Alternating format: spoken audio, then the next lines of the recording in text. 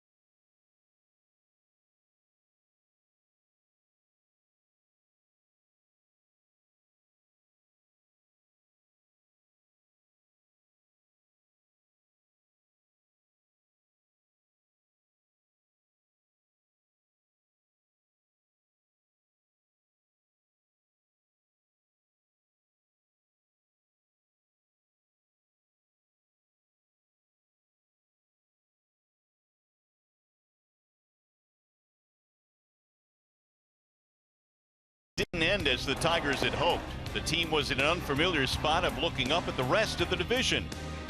Once the offseason arrived, changes were forthcoming. The Tigers reloaded, trading for closer Francisco Rodriguez, signing Jordan Zimmermann to bolster the rotation, and Justin Upton to provide more pop for an already explosive offense. Two stars back and ready to regain their form and lead the Tigers to the top of the division are tonight's starters Justin Verlander and, of course, future Hall of Famer Miguel Cabrera, both looking to get their team back to the postseason. It is a spectacular night for baseball here in South Florida as we welcome you back inside Marlins Park. The opening night ceremony is in progress, and with it, the beginning of the 2016 baseball season. Hi again, everyone. Mario and Pepper, Rod Allen. We are thrilled to have you with us here tonight. Really kind of an unconventional opening, Rod, when you talk about playing in a National League park in a night game, but it's still opening night. No question about that. Usually the squad heads north to begin the season in Detroit, but this year they headed down south to Miami. All right, now let's talk about this Tigers team. Verlander goes tonight, Cabrera in the lineup. These are two guys that were hurt much of last season. They're going to count on them this year. Well, Justin Verlander obviously vital to this team's success in 2016. Down the stretch, he was pitching Mario as well as most pitchers in all of baseball with a 2.12 ERA in his last 15 starts. They really need him to be that Justin Verlander this year. Miguel, you know what he can do. He won another batting title last year. Didn't have his power, but he's healthy. He's got that power again this year. All right, those two guys certainly are vital and certainly a big part of the Tigers' success, but Victor Martinez, they need to get him going as well. Hopefully he's healthy. Well, he's not going to play here tonight, obviously, because of the DH and the fact that he was slowed down in spring training with a hamstring. But when he is in that lineup, the lineup is much more efficient. It gives him a left-handed power bat as well. Hopefully he stays healthy all year. If he does, expect big things from the Tigers. All right, JV taking the mound tonight for the Tigers. We are just about ready for baseball. Verlander makes his 8th opening night start. Minutes away from the first pitch. Trev, back to you now in the Call Sam Studios.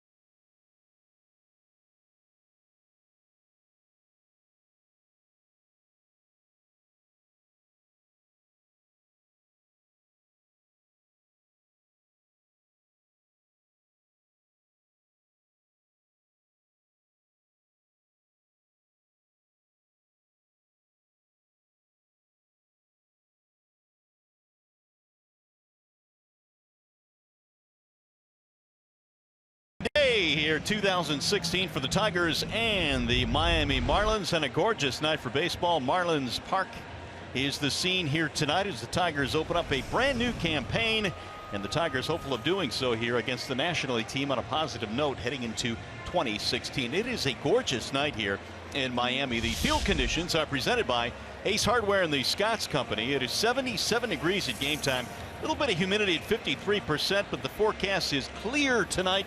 We are thankful for that, and I know there's been some cold weather all around Major League Baseball, but believe you me, not here tonight. Ian Kinsler is getting ready to start things off for the Tigers here this evening. Their starting lineup is presented by the Southeast Michigan Ford dealers. And for Detroit, it'll be Kinsler starting things off at second base. Justin Upton is the left fielder, signed, of course, as a free agent in January by the Tigers. He'll be followed by Cabrera and J.D. Martinez, who had career highs with 38 homers and 102 RBIs last season. Nick Castellanos will bat fifth in this ballgame tonight, play third base, followed by James McCann, the catcher.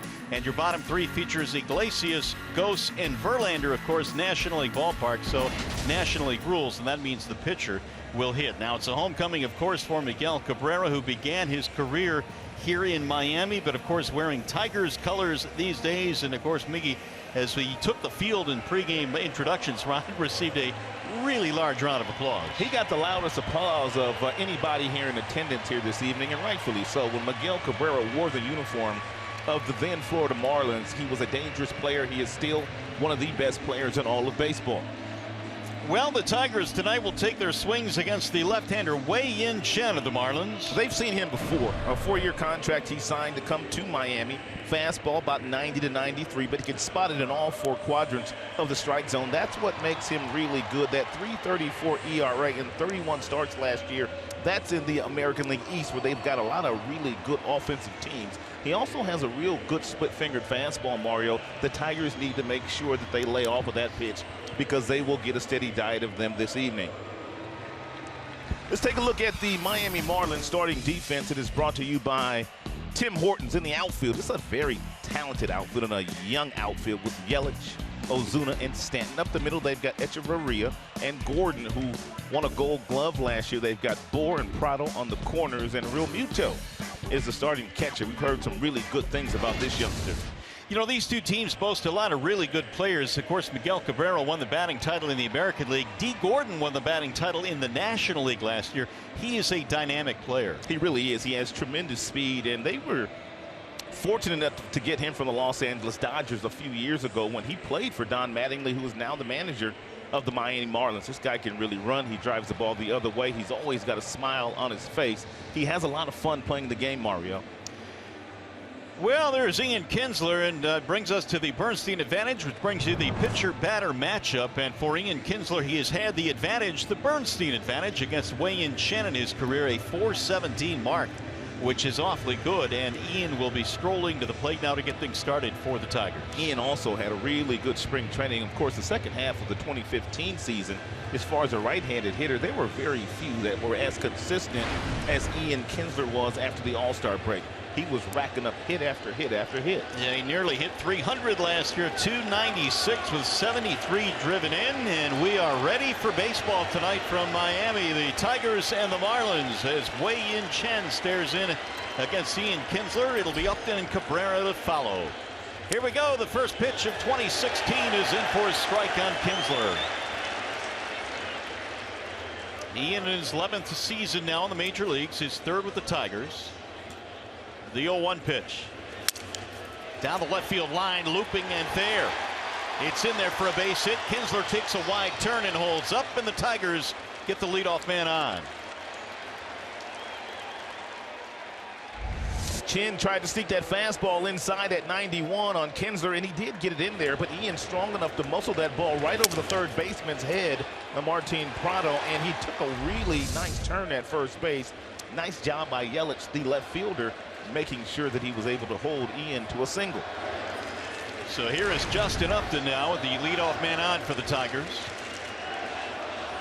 Upton at .251 last year.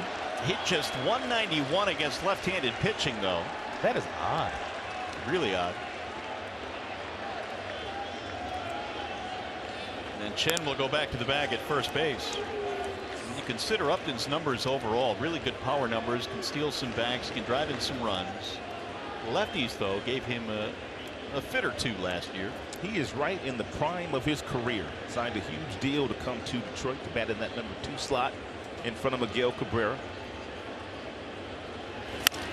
Driven down the right field line. That ball is slicing toward the corner, and that ball is going to be fair. To the corner it goes. Kinsler on his way to third. They're going to stop in there.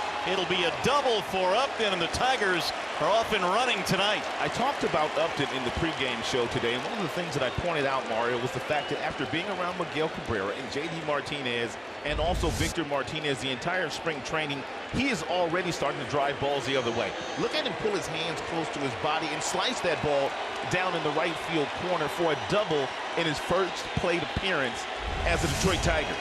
The Miguel Cabrera effect, apparently, and here is Mr. Cabrera. So the Tigers have a tremendous scoring opportunity early in this one as Miggy stands in. .338 last year for Miguel Cabrera, winning his 4th batting title in the last 5 years. And Cabrera played much of the season hurt last year, missed a ton of ball games, played in 120 for the Tigers last season.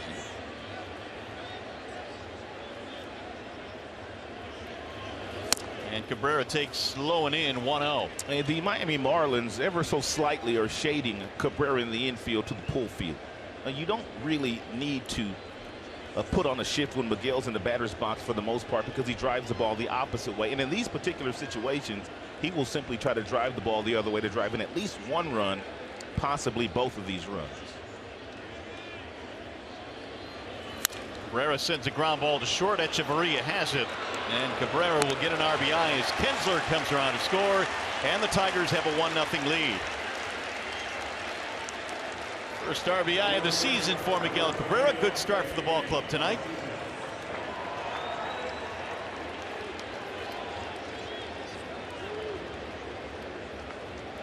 That'll bring up J.D. Martinez. Well, J.D. coming off his best season as a big leaguer last year. 38 home runs for Martinez. And J.D. looks at a ball low. And in spring training, J.D. hit a ton of home runs as well. 7 or 8 home runs in the Grapefruit League. There is the Miami flavor to the Tigers lineup tonight. Of course, J.D. from Miami, Nick Castellanos, Cabrera played here, so did Sanchez. Here's the 1-0. I've been hanging out down here the last couple of days on South Beach, so I can kind of see why these boys live down here. Saw some of the photos you put on in Twitter, Miami. You know what I mean? and Instagram. Looked like you were having a good time down here. Oh man, I was able to relax a little bit, just get ready and recharge for the season. 1 ball, 1 strike on J.D. Martinez. Make it 2-1 now on J.D. There's a base open here, and so more than likely, because J.D. Martinez drove in 100 runs last year, even though it's the first inning, Chin might be pitching around him to set up a double play situation to possibly help him get out of this inning. Castellanos waiting on deck. 2-1 is hammered to the air to right field. Ball hit well. Stanton going back to the track in front of the wall to make the catch. Upton will tag and move up, and J.D. just missed it. Already some really nice plate appearances from a few of the Tigers in this very first inning. Of course, Kinsler, he was able to pull his ball down the left field line, but then when you have the at-bat that Upton had, slicing a double in that direction, and then you have J.D. Martinez taking this 90-mile-per-hour fastball and nearly hitting it out of the ballpark. I like the approach right now that they have against Chin.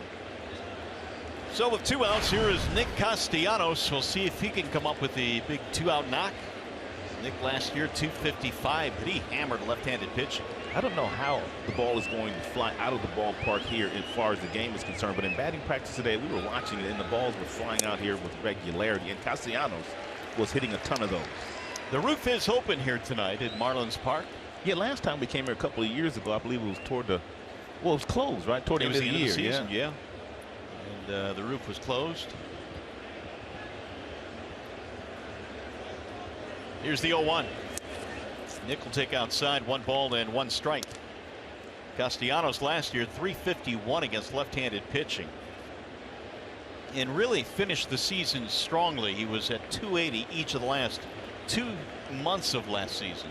And there are many people out there that believe that Castellanos is one of the kids, the young kids, that's going to have a superior year this year. Swing and a miss. Last year, he kind of got lost with all the young talent that came to in baseball. Yeah, I agree. And here are those numbers we were talking about, .351 against left-handed pitching. I mean, some of the young players, the Correas of the world, the Lindors, those kids in Chicago, Schwarbers. He's still real young himself. Now Chen ready with the 1-2. Here it is. Well, Castellanos, for as much as expected of him offensively, Rod, it's good to see at least what we are told, and I think we saw some of this in spring training. He's working on his defense extremely hard. Came in a little bit lighter, a little bit more athletic on the balls of his feet, anticipating balls that being hit to him every single pitch, and that's the key. You have to anticipate when you're on the defensive end that ball is going to be hit to you, and they say that Nick Castellanos is doing a much better job of that.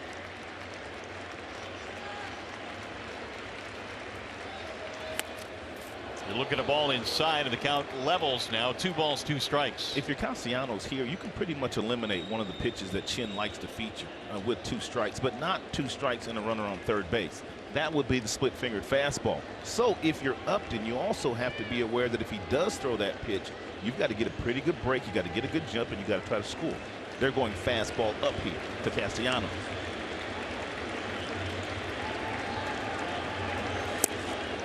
Just missed. Oh, Chen wanted that one, and the body language says, come on now. Well, he shouldn't be messing with Country Joe West not on opening night. That's the last guy you want to mess with. Yeah, that ball was low. Although I could see the beef that Chen had and thinking that it was close enough to call. He was halfway toward the dugout. 3-2.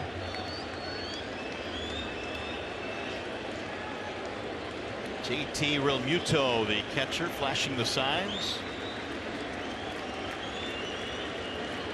And the 3-2. Swing and a miss. He struck him out, and that is that for Detroit. However, they begin 2016 with a run on a gorgeous night here in South Florida.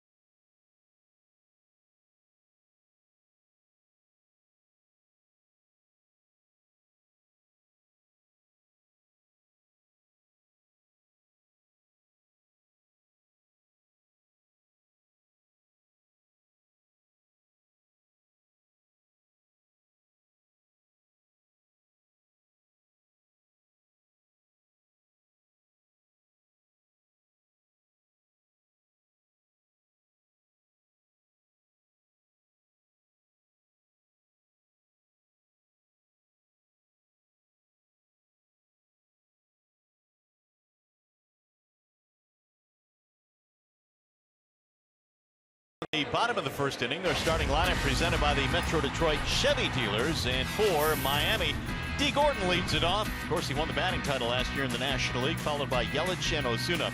Giancarlo Stanton is in right field, 22 home runs or more in all 6 seasons for Stanton. Massive power. Prado and Bohr, Realmuto, the catcher. You got Echeverria and Wei-Yin Chen, and they are all going to face Mr. Verlander, presented tonight by Family Heating, Cooling, and Electrical. It is the 8th opening day start for Justin Verlander. He did not get that nod last year. He was on the disabled list. When he finally came off the disabled list the second half of the year, he pitched much better than he did the very first half, where he was still trying to round himself into shape. And it looked like Verlander kind of resumed the ace role based on his second half performance last year. And D. Gordon, they shade him to left field. He gets lots of base hits the opposite way through the hole between the shortstop and the third baseman, and in left field. Upton playing very shallow. There he is. Slaps one toward left field. Upton coming on to make the catch. When you know the scouting report on certain guys, you tend to overplay, and that's when you can make plays like that look rather easily. Let's take a look at the Tigers starting defense. Is presented by Beaumont Health. You know, Upton's in left, Ghost in center field, J.D. Martinez, he's in right, Iglesias, Kinsler up the middle, Castellanos and Miguel on the corners, and James McCann behind the dish. One away, Verlander retires Gordon. Now Osuna steps in. That wide open stance from the right side. JV delivers strike one, a 90-mile-an-hour fastball. Marcell Osuna, 259 last year. His power numbers were way down, although he finished strong last year for the Marlins. And Justin deals another strike, another fastball, 0-2. And here's what I was talking about regarding Justin Verlander last year in his final 11 starts. A 2.12 ER, the whip was under 1, and the opponent's batting average was under 200. The fastball was coming out of his hand nicely at about 94 to 95. He threw a lot more sliders last year as well than he had in his previous 8-9 years in the big leagues. That slider has really become a good pitch for Justin. Yeah, and I noticed that really it was the last pitch, I guess, to come around in his arsenal as well. He had that fastball, had the changeup, the good curveball. Slider now a big weapon. 1-2 is fouled back. This kid here, Ozuna, has a lot of talent. He may be one of the most talented players on their team other than Stanton, their right fielder. And they say that Barry Bonds has had a huge impact on him already in spring training. Better at bats, seeing more pitches, better plate appearances. They think he's going to have a big year under the tutelage of Barry Bonds. Osuna takes low as it skips in there. 2 balls, 2 strikes. He also lost about 10-15 pounds in the offseason, rededicated himself to getting in shape, and he's moving better in center field. Well, he dropped from 23 homers in 2014 to just 10 last year. And the weight was an issue coming into spring camp and the start of last season. Here's the 2-2. Swing and a miss. Verlander dusting him with a 93-mile-an-hour fastball. 2 outs.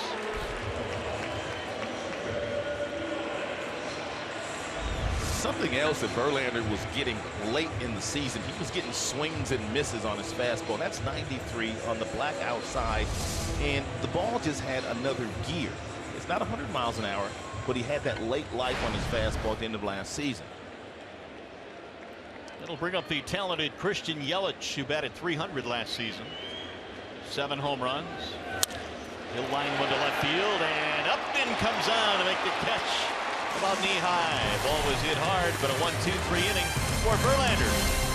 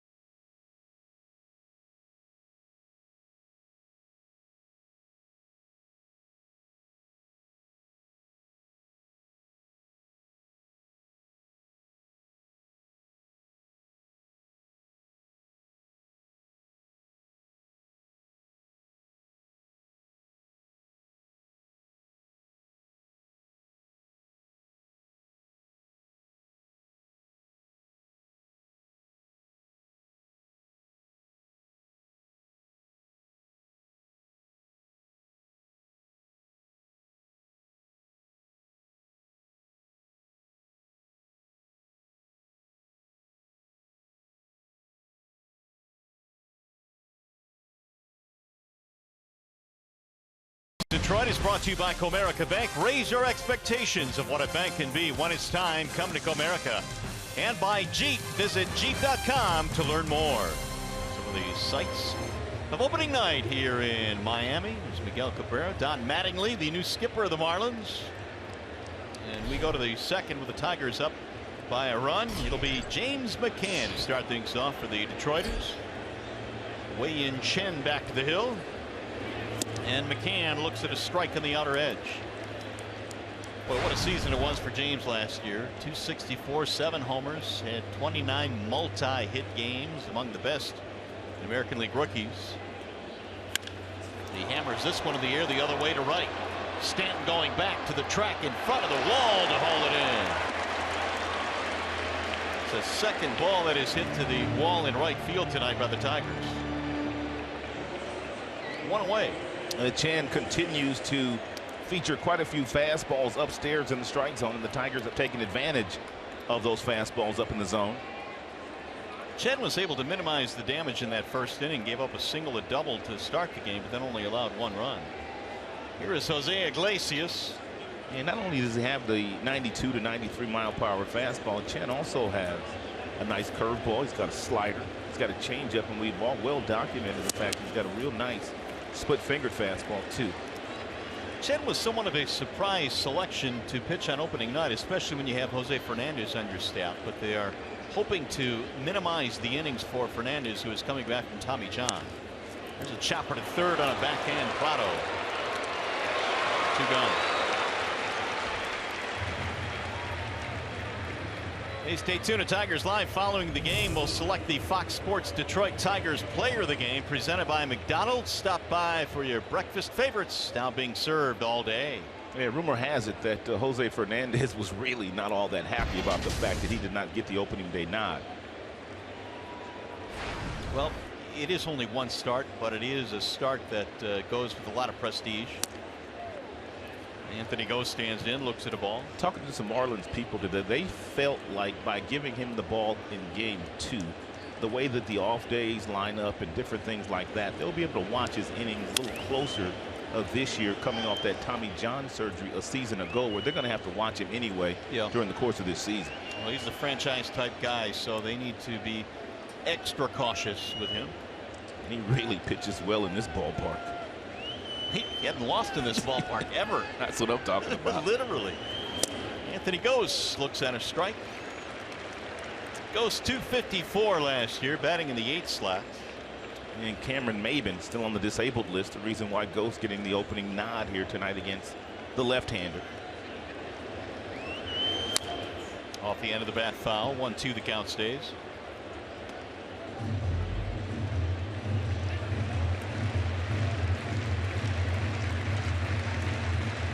Gose last year, I think, was a little bit better when he batted in the leadoff slide. Had a couple of leadoff homers last year. One was against Corey Kluber, and that one is rocketed off of Chen.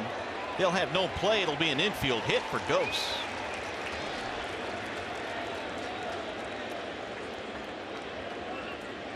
And they'll come out and take a look at Wei-Yin Chen.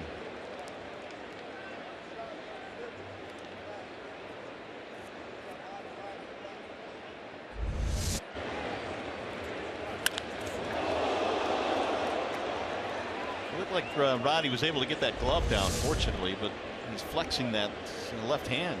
Yeah, so it must have gotten him somewhere on that left arm. It appears that he's trying to get the feeling back in the left arm right now. Tigers have their 3rd hit of this game already. I was listening to an interview that Don Mattingly, their manager, did yesterday, and he said that one of the things that they must do as a team, if they're going to be successful at all, and has to stay healthy. That looked like got him on the left elbow, Mario. I think you're right. Yeah, there's no doubt this Marlins team has some nice pieces among the starting 9, but depth is not a big part of what they are this year, so they need to stay healthy definitely. Chen, meanwhile, giving his warm-up pitches to see if he'll stay in this game, and he gives the thumbs up to Don Mattingly.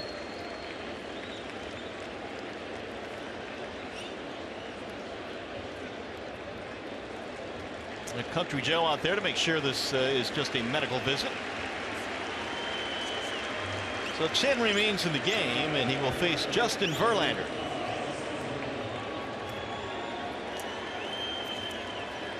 Well, there was a time, Rod, where Verlander was just a mess offensively, but now he's all the way up to 2 for 32. How about that?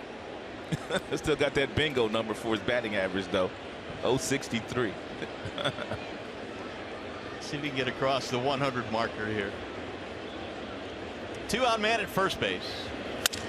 And he'll loop this one in the air to center field. And it's going to drop. Base hit. Ghost will go to third, and he is safe. The ball hits the back of Anthony Ghost, and the Tigers have runners at first and third. Give Verlander his third hit.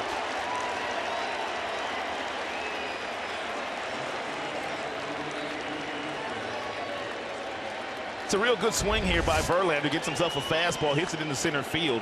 Ozuna in center field has one of the better throwing arms for any center fielder in the game, and he nearly threw out Anthony Ghost, who was awfully fast. So Verlander trying to help himself out. It extends the inning for Ian Kinsler now with runners at first and third. That is something the Tigers worked on a ton in spring training, and that was their base running. They want to go to first and third a little bit more efficiently. They want to take advantage of balls in the dirt, and it all starts with the thought process. You have to anticipate it, and that's a nice job there by Ghost. Omar, along with Kirk Gibson, handled the running duties down in Lakeland, Florida. A point of emphasis, to be sure, for the Tigers this camp, improving that base running. Yeah, we had Omar on our air. I believe it was our last telecast during spring training last Thursday, and he said one of the things they want to do is they always talk about base running in spring training, but then once the season starts, you just kind of forget about it. Right. They want to make sure that they continue to pound that into the players, that obviously good base running helps you win a lot of games. 1-1 is drilled high in the air to left field. Yelich going back to the track, to the wall, and gone. It's out of here. A home run for Ian Kinsler. Oh, Ian, did you? We talked about Ian at the top of the show and the fact that he simply wears out Wei-Yin Chen, and he takes him deep for a 3-run home run here on opening day. He came in over 400 against Chen. He's got 2 more hits, and the Tigers lead 4-0. How about Justin Verlander extending that inning to get Kinsler up there with a couple of runners aboard? The biggest at bat of the inning. He continues to throw those fastballs, and he continues to miss with his location, and the Tigers hitters continue to get underneath the ball. This one carried out of the yard. What a start for the Tigers tonight. Kinsler hit 11 homers last year. He's got his first of 2016. A 3-run shot, infield hit, a bloop single by Verlander, and then the homer. Upton looks at a ball high, and the count goes 2-0. Justin had a double in his first at bat, his first official Tigers at bat in the regular season.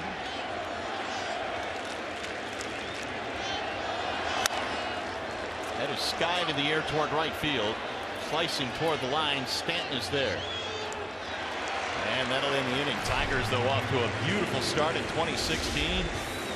Kinsler, 3-run shot, 4-0 Tigers.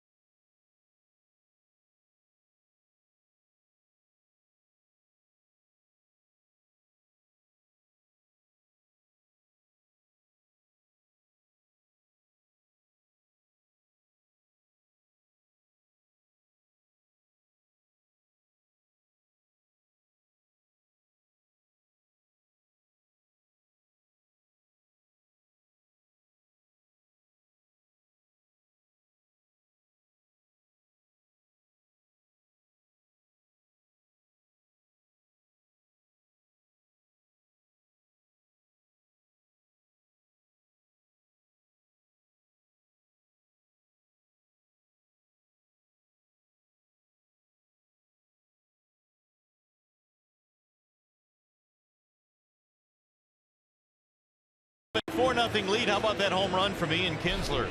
Do you know that it took Ian Kinsler until his 50th game last year before he hit his first home run, and he goes deep here on opening night in 2016. Well, he's on pace for 162 homers this year. I'll take that. Here is Giancarlo Stanton. He'll get things started now for the Marlins. 4-0 in favor of Detroit. A lot easier to pitch to Stanton now that Verlander has the 4-run lead. This guy's a dangerous bat, some of the best power in all of the major leagues, and really the Marlins just need him to stay healthy because the last 4 years he hasn't been able to stay healthy. He's got some pretty sweet shoes, I know that. Very colorful. 1 ball and 1 strike. Giancarlo Stanton. Up and in, 2-1. Good pitch there by Verlander, up and in, elevating the fastball to the dangerous right-handed bat.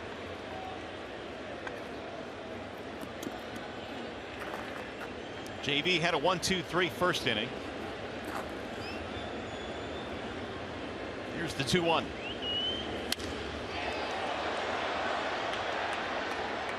He hit the furthest ball last year against Carlos Martinez of the St. Louis Cardinals. It was a slide piece that he got all of, and when it was all said and done, the ball traveled 484 feet from home plate. 484.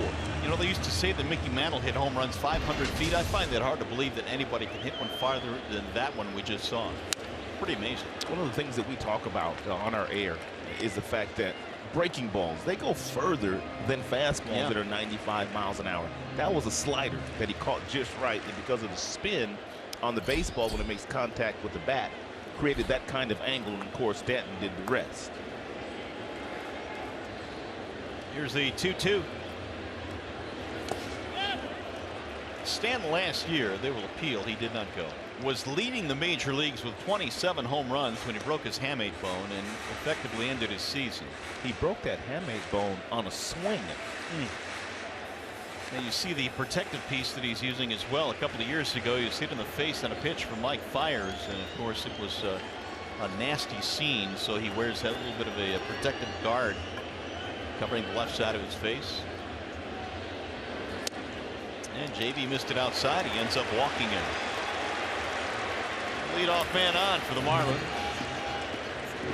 Bring up Martin Prado. Miami last year finished at 71-91, 20 games under the 500 mark. They do have hopes, though, of taking that next step this season. Prado, a veteran, gives them a steady presence offensively and even with the glove. Also a new manager in Don Mattingly, who they feel like will give them the kind of presence as a skipper to lead this organization. They've had 6 losing seasons. They haven't had a winning season since winning in quite a while. Yeah, it's been a while. In fact, the Marlins trying to get back to the postseason for the first time in 2003.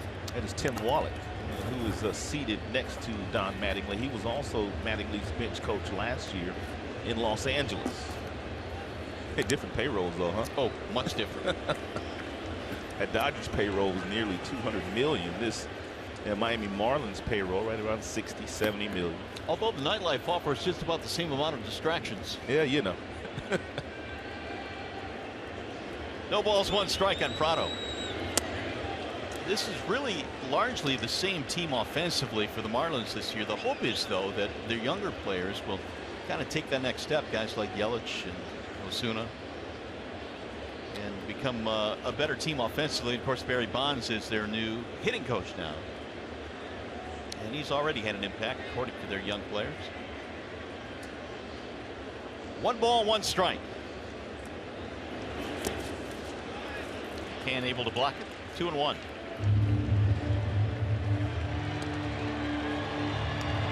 Stand the leadoff walk. We're in the second. Tigers got a run in the first and added 3 more in the homer by Kinsler in the second.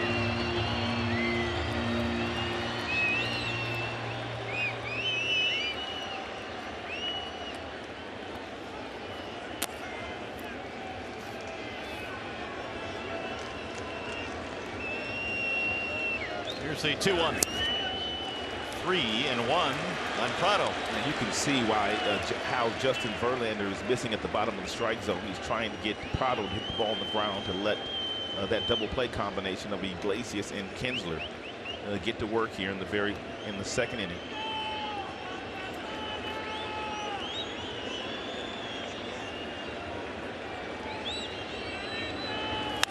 Prado swings and skies it in the air to shallow left. Upton coming on, still coming, and he's going to make the basket catch.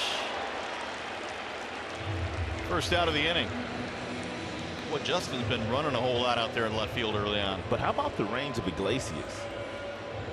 Iglesias is all the way out in left field and very easily could have made this play, but he knows the range of Upton. But look at Iglesias and how far he's able to get out there.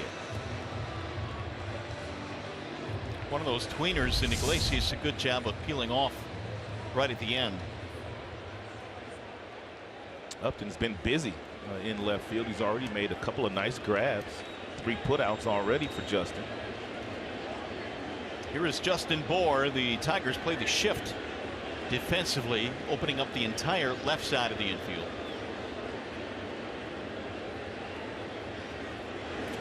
And Bour looks at ball 1 outside.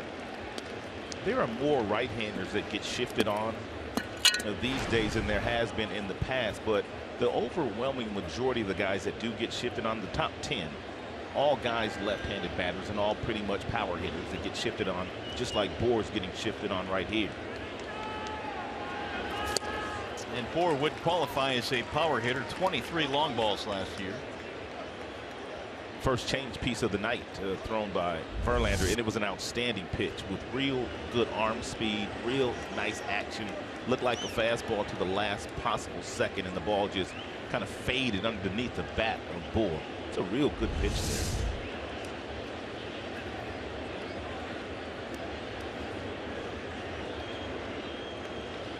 Bour knocked in 73 last year. Former Rule 5 pick from the Cubs organization. Swing and a miss. 1-2 now on Justin Bour. And Verlander can go a couple different ways here. He can go back down at the bottom of the strike zone with another changeup, or simply elevate the fastball again to see if he can get Bour to swing through another one. He just threw that last fastball right by him. Going with that heater again.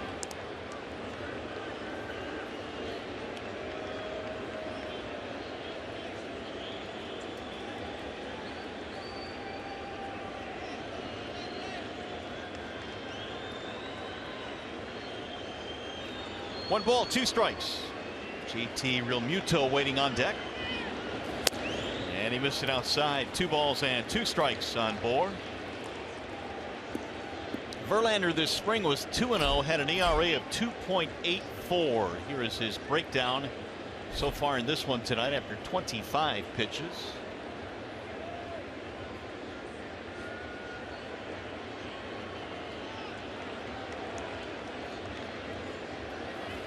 Last time JV was on this mound, it was the end of the 2013 season, and he struck out 10 against the Marlins. There's a wave and a miss, and there's a strikeout. Second of the night for Verlander. A couple of fastballs and then a changeup and a breaking ball to finish off Bour. Actually, that looked like a fading changeup down and away.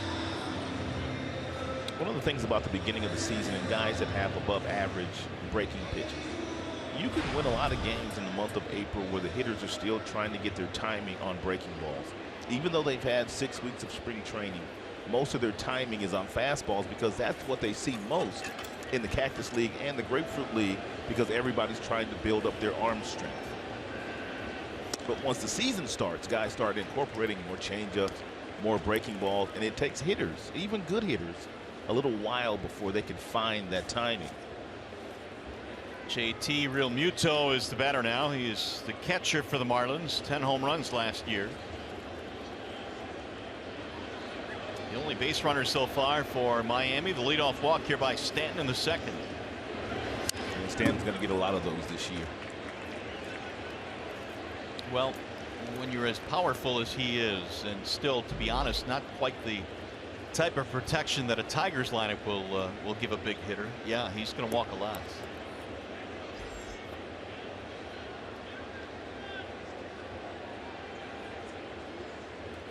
Real Muto last year in his rookie season knocked in 47.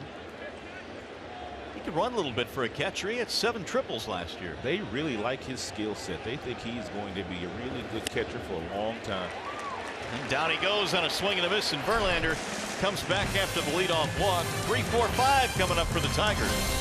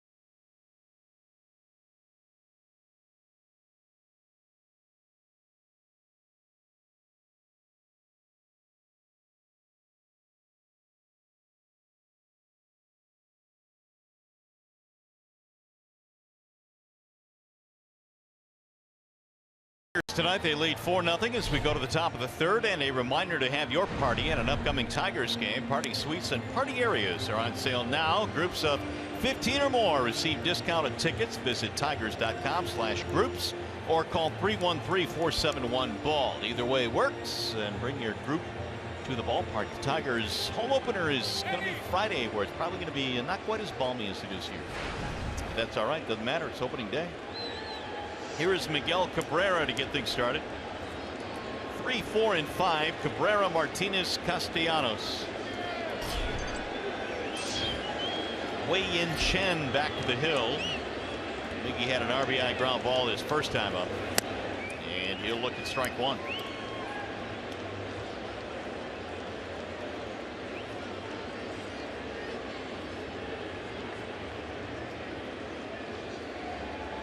Chen back home with the 0-1 pitch.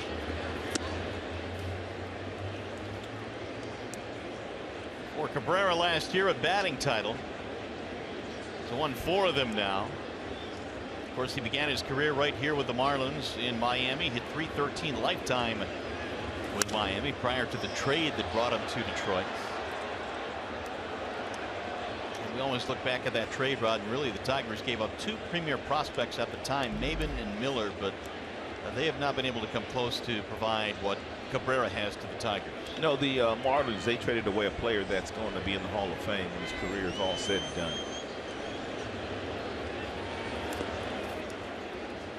2 balls, 2 strikes. 720 games played for the Fish. Batting average over 300, 138 home runs. And take a look at the bottom note there. He's 3rd in RBIs, and he's been gone for what, 7, 8 years? That's right. That's pretty amazing.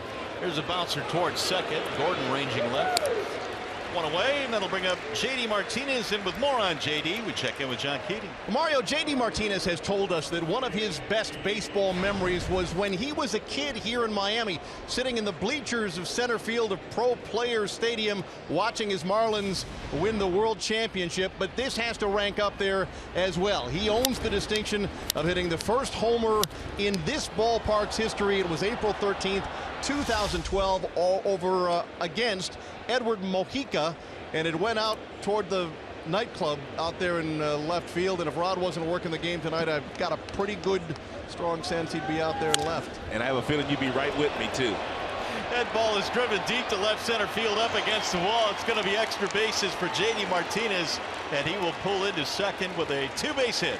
You know, we saw that home run that he hit here in 2012 where he really had a different type of swing and a different approach where he was playing for the Houston Astros. But take a look at this swing and how he pulls those hands close to his body, and he makes sure that the barrel of the bat stays over the heart of the plate a long time. And that's one of the main reasons why JD Martinez the last 3 years has been one of your more dangerous bats in the big leagues. That is the third extra base hit of the night for the Tigers. Pair of doubles and a homer. How about Keith throw me on the bus talking about Cleveland there? But you know what? You got him right back. He'd be right there with me. He would. And you might be there too. Well, I'm not saying I won't. Here's Nick Castellanos. Throw is not on target down there at second. Nice play by Dee Gordon. And Tigers continue to hit Shen very hard here this evening. There's really nothing new. They've always hit him pretty good. Well, you know, last year Chen ranked 7th among American League starters in earned run average, and that was pitching over in the American League East, and they have some pretty good scoring teams in the East. Some good offenses over there, and pitching in that ballpark in Baltimore. Yeah, that's true. That ball's hit hard right to the shortstop. Good base running there by Martinez. So Castellanos lines out to Echeverria. 2 away. And that'll bring up James McCann.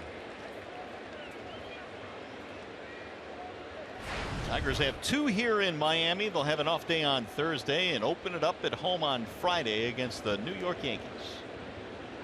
3-game weekend set against the Yanks. This month of April will be a challenge, and a stiff challenge for the Tigers. Some really good teams that they'll play the first month of the year.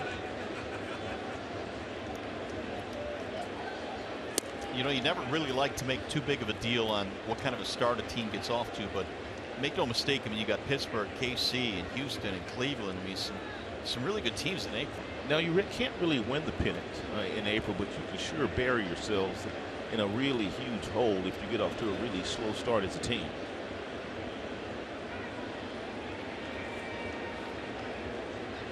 Here's the 0-1.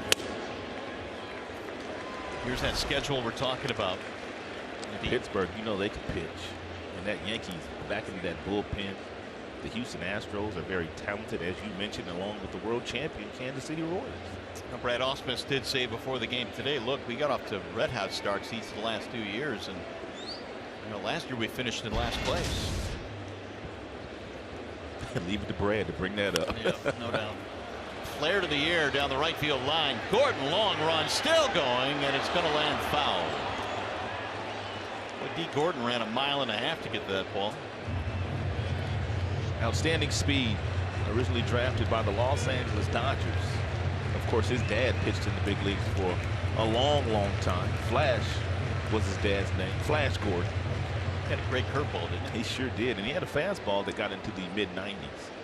Dijon Watson, who's a good friend of mine, now one of the assistant general managers with the Arizona Diamondbacks. When he was with the Los Angeles Dodgers, he drafted Dee Gordon, and he and Flash Gordon, they were roommates in the minor leagues. They played together.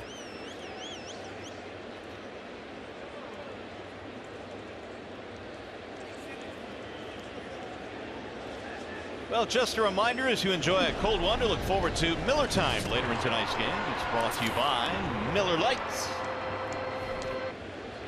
0-2 on James McCann.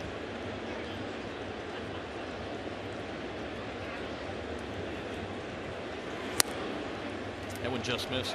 That's the first fastball that he's really been able to get inside. He's been trying to get the fastball in, but he's been leaving the majority of them right over the heart of the plate and up in the strike zone. But that time, he forced himself into getting that fastball inside to McCann. Martinez hits second. He's standing there with a double, 2 outs now. And the 1-2. McCann stays alive, hit a ball deep to right field his first time up, 0 for 1. Got a couple of athletic catchers in this game. We talked about Real Muto of the Marlins, McCann as well, and combined they hit 12 triples last year between them, and they each had an inside the park home run. A lot of similarities.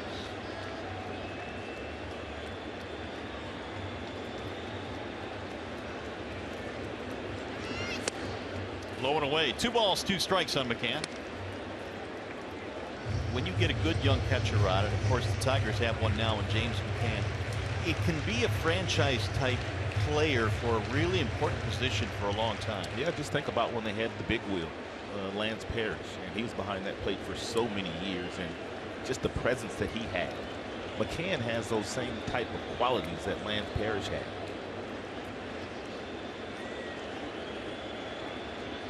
2-2. Should McCann reach, Iglesias is next. Swing and a miss. He got him to chase, and nothing comes of a 1-out double.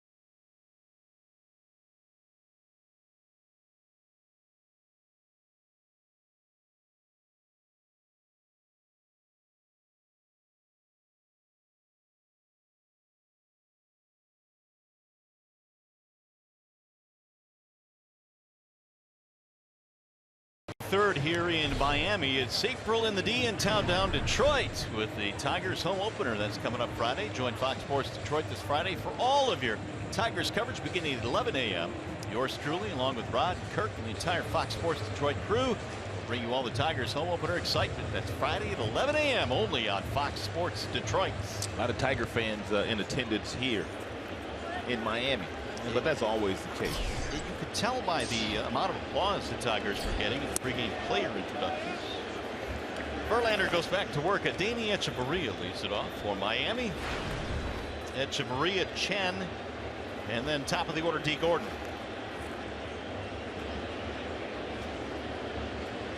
Verlander 3 strikeouts already in this game.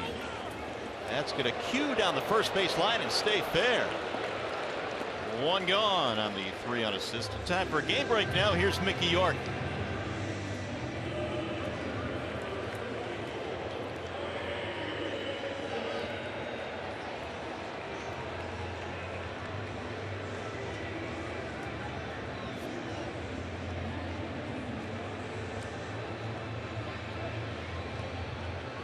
All right, Mickey, thank you. Here it is 4-0. The Tigers have the lead. They have a home run of their own. The 3-run shot by Ian Kinsler. Chen looks at a strike right at the knees, 0-1. Wei-Yin Chen is 0 for 6 career as a hitter, 3 strikeouts. Down the middle again it comes, and a swing and a miss. 0-2. Tigers, of course, without Victor Martinez as a starter tonight. He's available to pinch hit with the National League rule. That didn't take long. Chen is down on strikes, 2 away. Strikeout number 4 for Verlander. We're talking about that start that JV made here at the end of the season a couple of years ago. He struck out 10 in 6 innings, and the Tigers were no hit that day by Henderson Alvarez. Here's that start. He threw 80 pitches on the final day of the season in 2013. course, the Tigers were getting their team ready for the postseason that year. D. Gordon steps in and looks at a ball high. Gordon lined to left his first time up.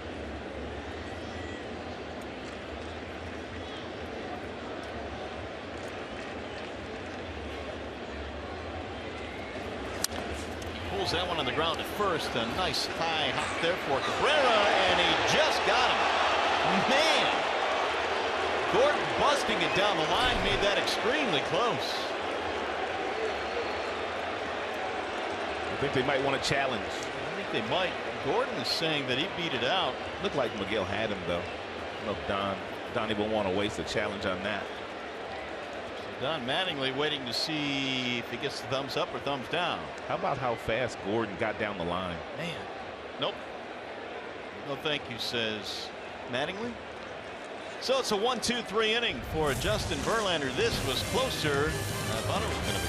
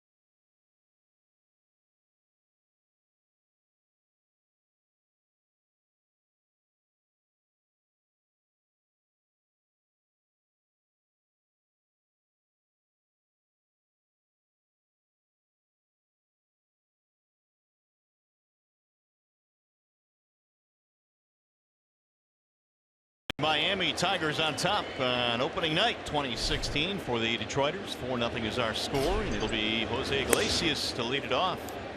Facing Wei-Yin Chen. Bottom three for the Tigers: Iglesias, Ghost, and Verlander. And good to see Iglesias healthy and back in there for the Tigers. He finished the final month of the season last year with a hand injury. Yeah, you know, we talked about all the injuries the Tigers had last year. Verlander, Martinez, Cabrera. We rarely mention Iglesias missed the last month.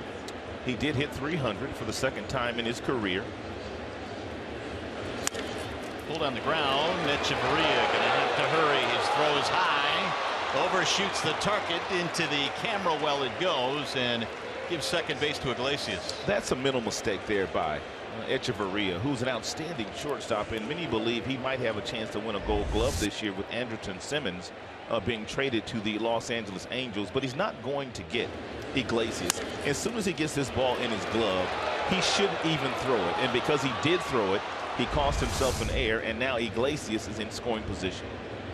He only made 9 errors last year, .984 fielding percentage, and there are many that believe that this guy is the best shortstop in the National League.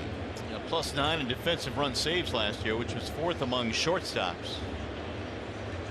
But he's put Chen in a tough spot here with the leadoff man at second. Here's Anthony Ghost.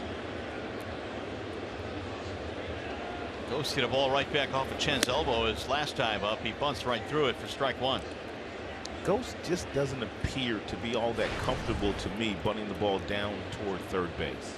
He's much more comfortable when he takes it with him towards second base as he's running down the first baseline, but not a lot of comfort when going down that third baseline.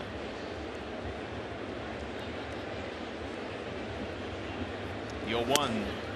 No sign of bunt there, and now it's 0-2. And of course, they do want him to bunt a little bit more often this year, especially against left-handed pitching where he struggled last year. Yeah, Ghost last year hit 192 against left-handed pitching. Won't be bunting here with 2 strikes in the count.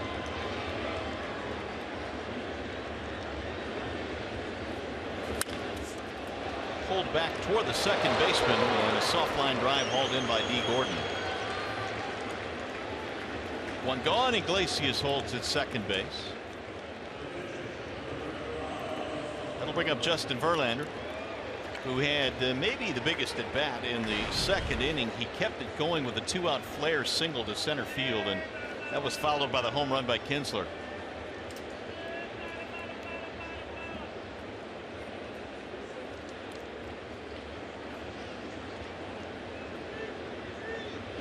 Tigers got a run in the first, a 3-run shot by Kinsler in the second. And Justin looks at a strike, 0-1. And Dave Clark, even on a base hit here by Justin Verlander, it's going to be very difficult to send Iglesias because the outfield is playing so shallow. The center fielder, Ozuna, has the best arm out there. He has a terrific throwing arm. Yelich and Stanton on the corners, their arms are just average by Major League standards. Good swing there by JV. 0-2.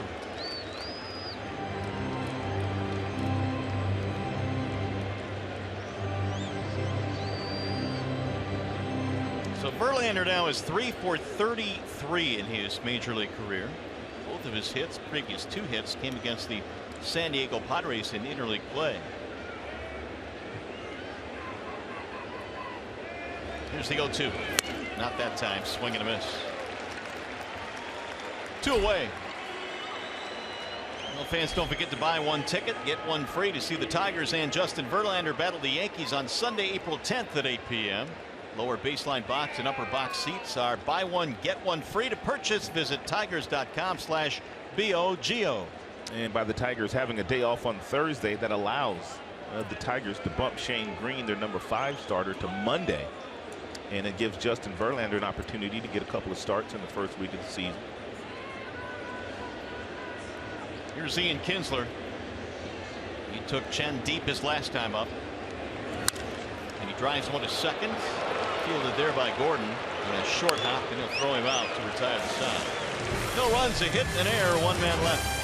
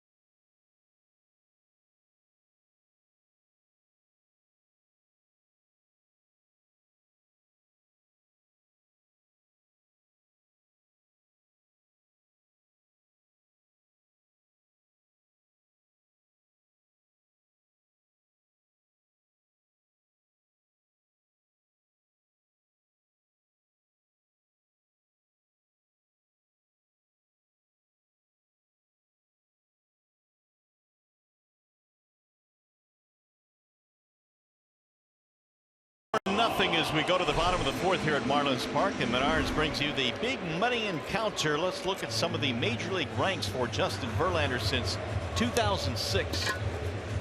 Well, there's not a whole lot that he hadn't done in this game. He's got the most wins since 06, 157. That was his first full year in 2006. Of course, he had a couple of starts in 2005, but once he got to the movies for good, he has been one of the best pitchers in our sport the last decade. Well, the Marlins so far in this game have only one base runner against Verlander, and that was a Stanton walk back in the second. It's going to be Ozuna, Yelich, and Stanton here in the fourth. And the first one is outside, 1-0. I like the fact that Justin, through the first 3 innings, really incorporating all 4 of his pitches. A heavy dose of fastballs all over the strike zone. Nice breaking ball, whether it be the slider or the curve, and some really good changeups. Another really nice off-speed pitch. He's got really good arm action here tonight. Really good arm speed. And Justin, for me, looks better here tonight than he looked in any of his starts during the course of spring training. That circle change grip. And he usually does not like to throw his changeup to the right-handed hitters.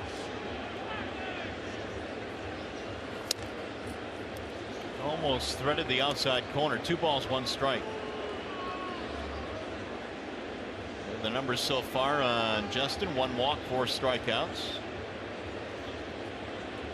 I mentioned that in spring training was 2-0. His ERA was sub-3. That is popped up. First base side, McCann discards the mask. 1 gone.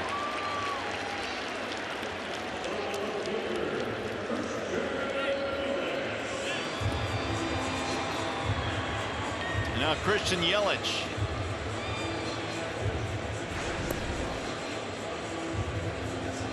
Tigers starters last year were tied for the fewest wins in the American League. Their starting staff won just 47 games last year. In fact, their starters had the highest ERA as well, and that's one area that certainly has to change this year. Revamped starting rotation with Justin at the top. You've got Jordan Zimmerman, Anibal Sanchez, Mike Pelfrey, Shane Green. Yelich for 1. He lined to left field his first time up.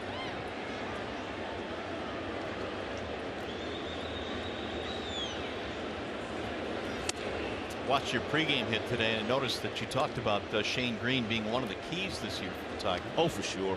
You know, the fact that he's throwing the ball in spring training anyway, the way that he did in 2014 in his first 3 starts of 2015 before he really started to struggle. But if he can recapture what he did in his rookie season in 14 and the first few games of 15, he is really going to help out this rotation, and he might be pitching in the bullpen too once Dan Norris gets back.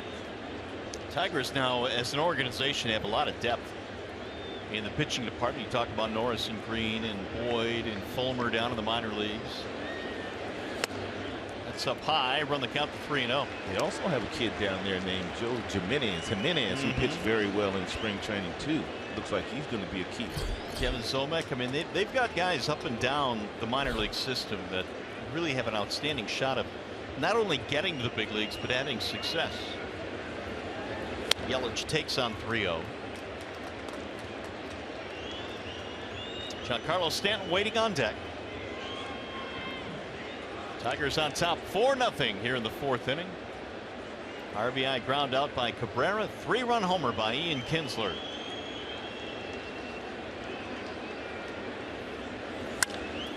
That's driven in the air toward left center field. Upton will go back to the warning track to make the catch. 2 up, 2 down. Here is the Chevy Silverado most dependable player, and you've got a couple of guys in this game when you talk about home runs age 28 or younger. Talented. Upton's on that list. Stanton, of course, Mike Trout on that list as well. Probably the most talented player all around in the game of baseball, and Paul Goldschmidt has to be probably the most underrated player in the game. Agreed. Here is Stanton. Good pitch. Dives in for a strike. 0-1. One thing about Stanton, he will chase. Once you get ahead of him, you really don't have to throw him a strike. You can elevate, you can throw something down, whether it be a breaking ball, and you can get some swings and misses. But don't miss over that heart of the plate. Back up the middle, Iglesias. And it's a 1-2-3 for Justin Verlander. Nice net on South Beach. 2-3-4 coming up for the Ties.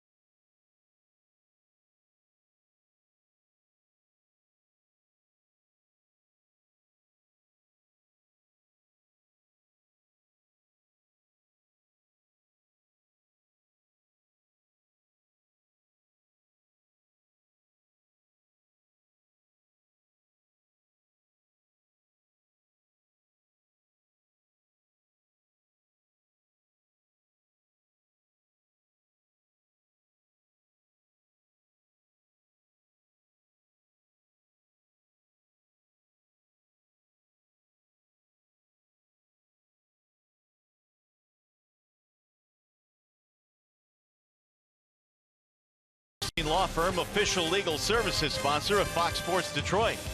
Chevrolet, more than you expect for less than you imagine. And by Bell Tire, get the lowest tire price, period. Bell Tire. Some of the sights of opening night here in Miami. 3-run homer by Ian Kinsler, the big blow. And the Tigers have themselves a 4-0 lead as Justin Upton will lead things off here in the 5th. Wei-Yin Chen goes back to work, and Upton looks at ball 1. Justin double and a fly ball. Tigers signed him up as a free agent in January, which really kind of solidified the rest of this lineup. There was some thought or some question as to where Brad wanted to bat him in the lineup, but I think most people thought they would settle in at the number 2 spot. One of the things that we talked about way back in January when they first acquired Upton, when you started to look at the Tigers batting order, why waste him by batting him 6th? And get him up there and get him in that number 2 slot where he can get a lot of fastballs to hit, batting in front of Miguel. Tigers certainly have some power at the top of the lineup. We saw it from Kinsler tonight. Upton has the ability to go deep. And Justin looks at a strike. 3 balls and 1 strike now on Upton. Cabrera, Martinez to follow. 2-3-4 facing Wei-Yin Chen. Bouncing ball left side and through out of the reach of Martin Prado into left field. That's the 2nd hit of the night for Justin Upton. And now Miguel Cabrera.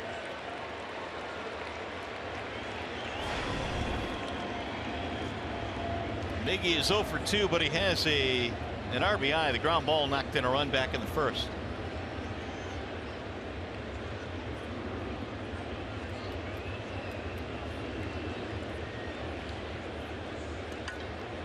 Cabrera this year will be zeroing in on some milestones. He needs 8 doubles for 500 in his career.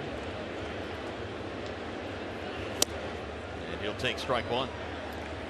He's also moving in close to 2,500 hits. He needs 169 more. Once it's all said and done, his numbers are going to be awfully gaudy. They will be Cooperstown worthy. Many believe they are already Cooperstown worthy.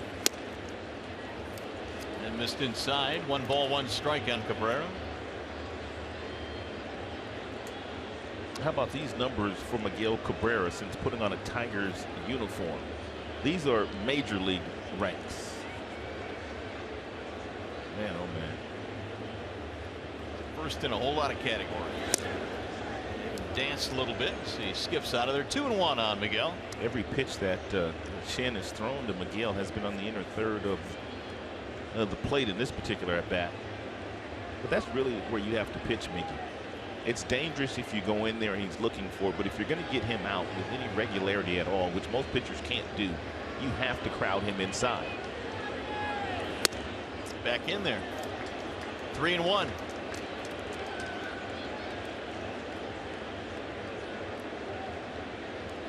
Chen was 14 games over the 500 mark with the Orioles, and in 4 seasons with Baltimore, his ERA was awfully good, 3.72. Veteran presence on this, or in this rotation for the Marlins. That's drilled to left field, base hit. Cabrera got himself ahead in the count, and the Tigers in business here in the 5th. And let's take a peek. It's going to be our bell tire pitch by pitch. Miguel Cabrera just kind of owns most left-handers. He takes 3 fastballs that are basically on the inner third of home plate. You can tell Chen trying to really crowd him. And then he finally leaves something out of the heart of the plate. Miguel with a really short stride gets that foot up and down and tremendous bat speed and through the strike zone. You know, one of the things that I like about what the Tigers are doing now, Mario, and it goes back to spring training, Dave Littlefield now runs the minor league system. Of course, Al Avila runs the major league, but they got all the coaches together, the minor leaguers and all the major league coaches, and they started to put together a manual, the Tigers' way of playing baseball. For years we've heard about the Cardinal way and different things like that, but they just wanted everybody in the minor leagues to know exactly what's going on in the big leagues and vice versa, so when the guys do get to the big leagues, there's really no change in philosophy. I saw Al speak of that recently in a newspaper article, and you know, when you talk about philosophy, what could be some of the things that would be the Tiger way, do you think? Well, just the way that you carry yourself. I mean, the way that you get to the ballpark, the way that you get your rest at night, the way that you do bunt plays, the way that you teach guys to do certain things. And I just think that it bodes well when guys get to the big leagues. They know exactly what to expect. The Tigers even had Justin Upton, J.D. Martinez, and James McCann speak to the minor league players about the way that they go about their business. So they're really trying to make sure that things are done the same way up and down the organization, and you got to give a lot of credit to Al Avila for doing that. Of course, Al was the right-hand man to Dave Dombrowski for all those years. It's a much different feel, I would imagine, moving over one seat from assistant to the big guy. He admitted today there was a little bit of nervous energy. Of course, he took over last year, so there was some nervousness there. But, I mean, this is the entire season now with all the moves that he's made in the offseason. To really see the guys in game during the season. Well, I will say this, whether you're the GM or assistant GM, and of course in Al's case now the GM, all you can do is put the pieces together, and now it's time to just roll them out and let them play. 1 ball, 2 strikes on J.D. Martinez. 2 on, nobody out. Drilled to center field. Ball hit pretty good. Osuna going back to the track, to the wall, and he'll make the catch. Right in front of the wall in center field. He had to backtrack a little bit and make a basket catch. Well, J.D. has very nearly hit 2 out tonight.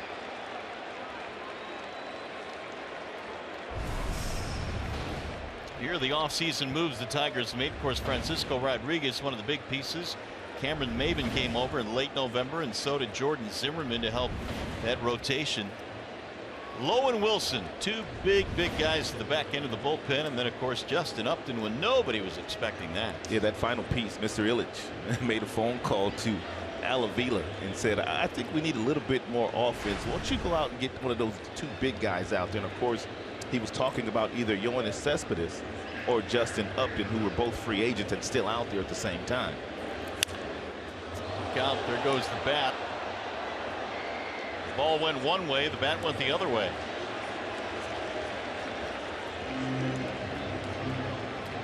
Nick Castellanos is 0 for 2 in the game. Jordan Zimmerman was also a huge signing. They signed him really early, and it was mutual admiration. Zimmerman wanted to pitch for the Tigers. The Tigers obviously were looking at upgrading their rotation, and they went out and they acted quickly in bringing in Zimmerman. Former Tiger Edwin Jackson warming up now for the Marlins. The Marlins have a lot of talented young players that are in the minor leagues with big arms, but they're going with, by and large, a veteran bullpen. Some guys that have kind of been there and done that. Castellanos lined out his last time up. He's 0 for 2. He also has a strikeout in this game. Swing and a miss. 0-2 on Nick. Leadoff singles by Upton and Cabrera.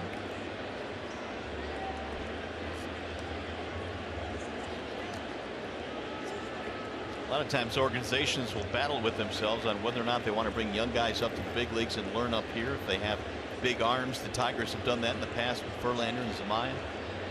Or the other side of it, of course, is you let them develop in the minor leagues.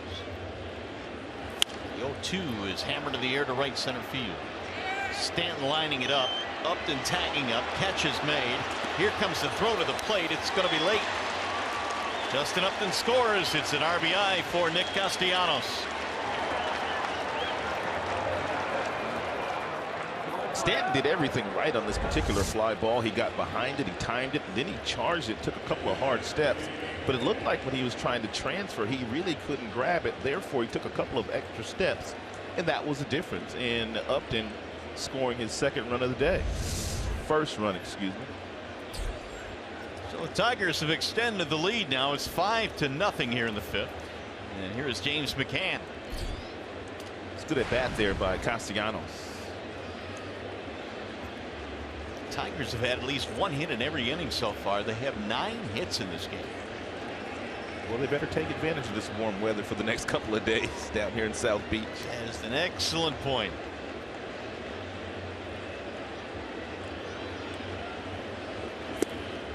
There's a ball low and away to McCann. We've seen so many times in the past, no matter how good the offense is, when you run into that cold April weather, some of the best offenses can be shut down. No question about that. McCann strikeout, fly out, 0 for 2.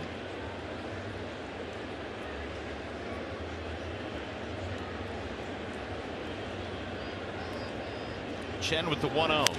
Ground ball toward third, backhanded there by Prado. Look at the force to retire the side. Tigers get another run. Tigers baseball tonight presented by Bell Tire.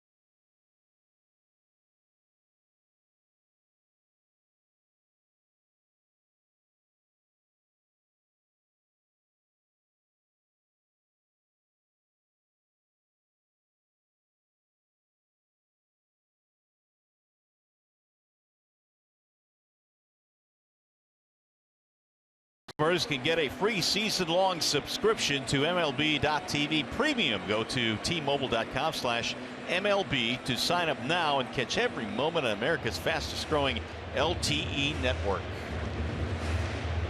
Well, it's been a great start to opening day for the Tigers so far in this one. They have a 5-0 lead over the Marlins here in Miami. And Justin Verlander has backed up a good offensive output tonight. JV will face Martin Prado to start things off. And Verlander, his pitch count is in outstanding shape as we speak. That was just the 48th pitch he has thrown this evening. Verlander has allowed 1 walk. That was to Giancarlo Stanton back in the 2nd, the only base runner tonight for the Marlins. Here's the 1-0. Prado fouls it back. 9 straight retired by Verlander. And Justin looks as good here tonight as he looked down the stretch. Final at 12 starts or so, the ERA was right at 2, but it was the life on the fastball. Getting up to 97 the final month of the season. Sliced back out of play. 1 ball, 2 strikes on Prado. Justin Bour and then JT Realmuto to follow. There are the numbers on Verlander, and even 50 now for Justin.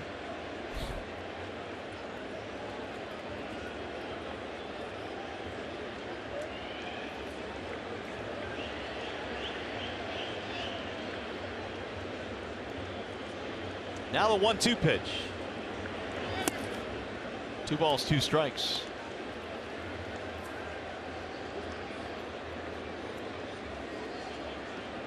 Verlander had his string of 8 consecutive years of 200 or more innings snapped because of the injury last season. Really didn't get going until about 2.5 months into the campaign.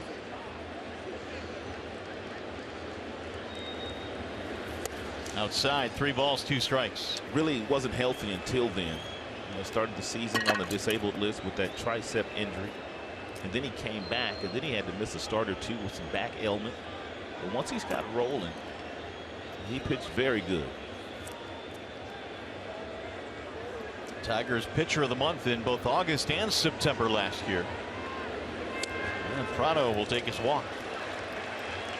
A little late joining us. We told you that Justin Verlander has simply been on point here this evening against the Miami Marlins. The fastball is some life, anywhere from 90 to 92. He's gotten some help in left field from Upton. He's also gotten some lazy fly balls, and then he started incorporating the breaking ball and the changeup in innings 2 and 3, and then back to the fastball upstairs. He's pitched a really good game so far, and the Marlins really have not been able to do much against Justin.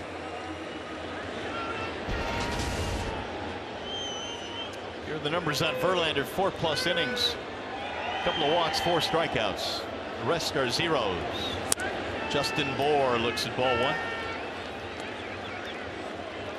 Verlander started the 2nd by walking Stanton. Seemed to be a little bit out of sorts, but then really got things straightened out quickly. Got a fly ball and a couple of strikeouts. They play the shift on again for Bour. Swing and a miss. He has gotten himself some swings and misses tonight. It's the life on the fastball. It's not 100 miles an hour as Justin was when he was earlier in his career, but the ball appears to have another gear once it gets up into that hitting zone, and we've seen a lot of really good fastball hitters swing right through it.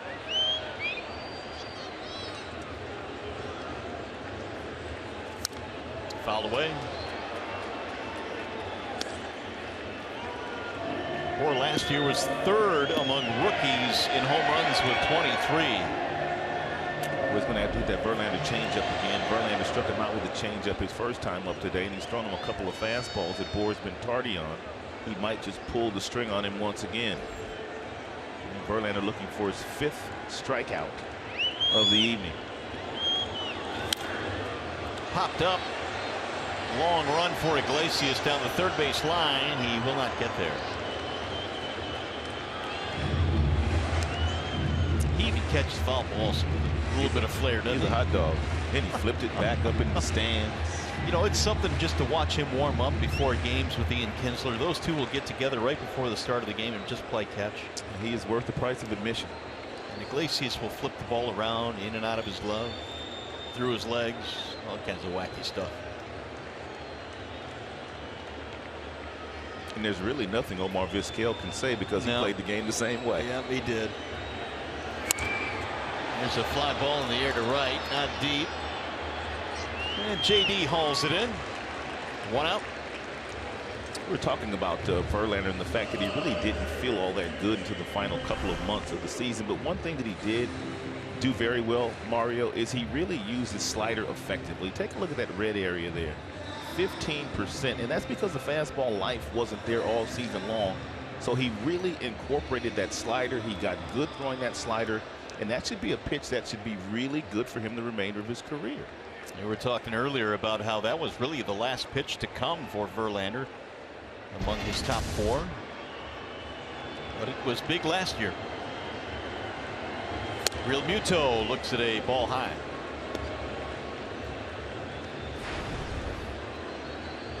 JT is 0 for 1, a strikeout in the second. 259 average last year for the fine young catcher for the Marlins. It's funny how guys get to the big leagues or even pro ball. Realmuto in high school was a shortstop. He was also an all-state quarterback, but one day he just got in there and caught a couple of innings for his high school team. The Marlins had a scout that happened to be at that game, and they asked him would he sign if they drafted him as a catcher. He said yes. Here he is.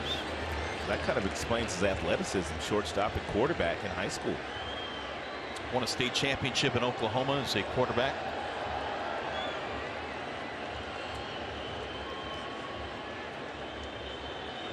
One ball and one strike on Real Muto.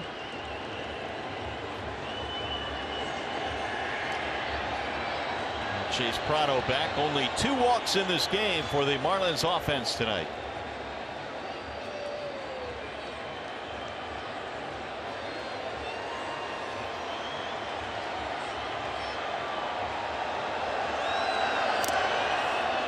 It's a tip into the glove for strike 2.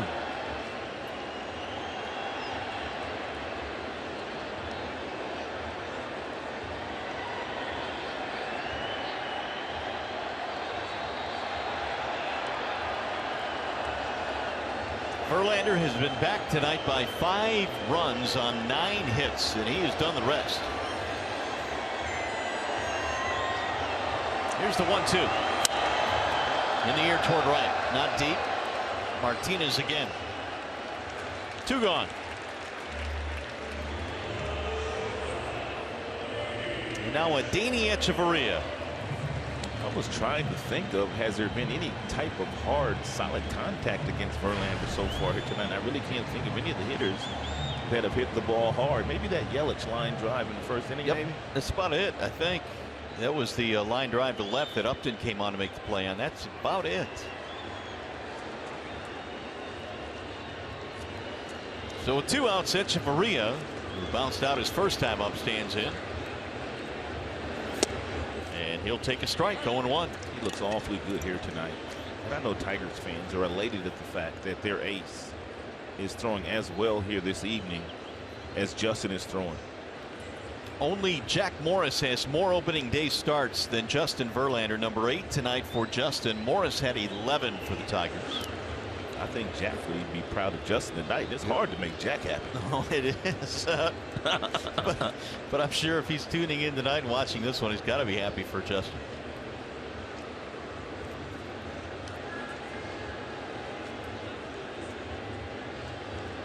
And again, they'll chase Prado back to first base. He began the inning with a walk. He's still standing there.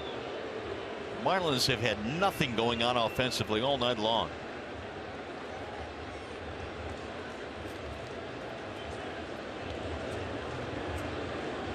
The 0-1. Slice foul. Well, kind of imperative for the Tigers to get off to a good start tonight because they've got Jose Fernandez that they'll face tomorrow in game 2 before heading back home. He's got some well above average stuff. Fastball will get up to triple digits.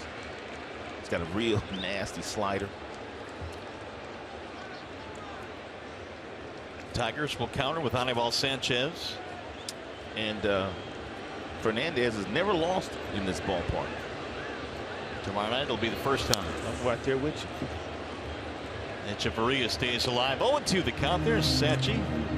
Began his big league career with the Marlins. They weren't quite sure whether he would be able to take the ball in game 2, but down the stretch in spring training, he missed a pitch in a minor league game. He got his pitch and count up to about 90 in his final start, therefore pitching in the warm weather down here in Miami versus pitching up in Detroit for his first start of the season. Good take there by Echeverria, who let that slide by. 1 ball, 2 strikes.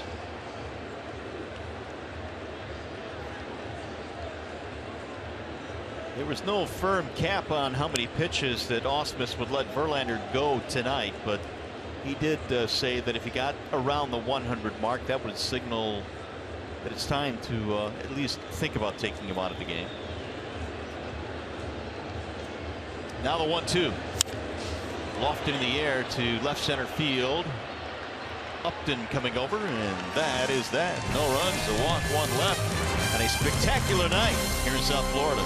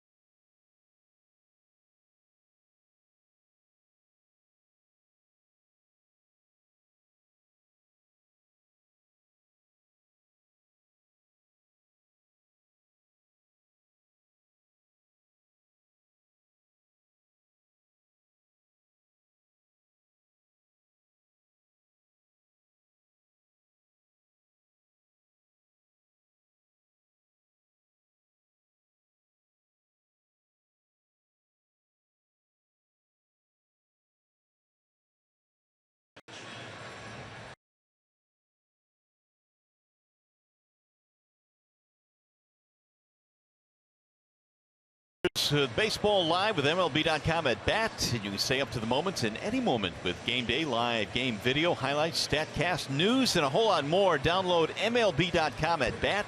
It's the #1 app for live baseball on your phone and your tablets. Wallside Windows pitching change now. Edwin Jackson, the former Tiger, will check in. Edwin Jackson still has a very good arm. Fastball will get up to about 95 miles an hour. He's a former starter, so he has the other 3 pitches to go along with the fastball in the mid-90s. That would be the slider, that would be the curveball, and the changeup. So Jackson takes over for Wei-Yin Chen, who went 5 on opening night here, allowed 9 hits, 5 runs. Jose Iglesias leads it off in the 6th inning for Detroit. Bottom 3 facing Jackson. It'll be Iglesias, Ghost, Verlander. Jose had a single. He was back in the 4th inning, 1 for 2. And Jackson missed it inside, 1 ball, 1 strike. Jackson in his career has been an all-star only once, and that was with the Tigers back in '09. He's worn a lot of big league uniforms too. Last year pitching for the Cubs. Skied in the air to right center. Giancarlo Stanton calling for it. Iglesias is out, 1 away. Very few of the Tigers' outs have been made on the ground here tonight in Miami. Most of their outs have come in the air. Here's Anthony Ghost.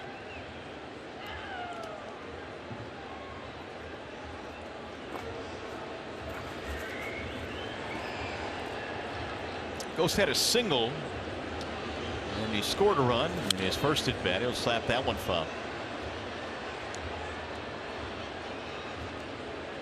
Anthony, in fact, got it going with a 2-out single off the glove of, or the elbow, I should say, of Wei-Yin Chen, and then Verlander singled, and then Kinsler hit the 3-run homer. It broke it open a bit early for the Tigers. It dives low and away, 1 ball, 1 strike.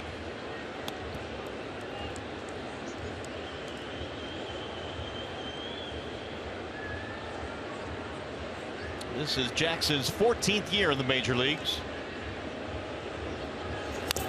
I remember thinking, Rod, when he came over to the Tigers in '09, how does a guy with this kind of arm, you know, how has he moved around a lot? And at that time, he had been with the Dodgers, the Rays, and the Tigers.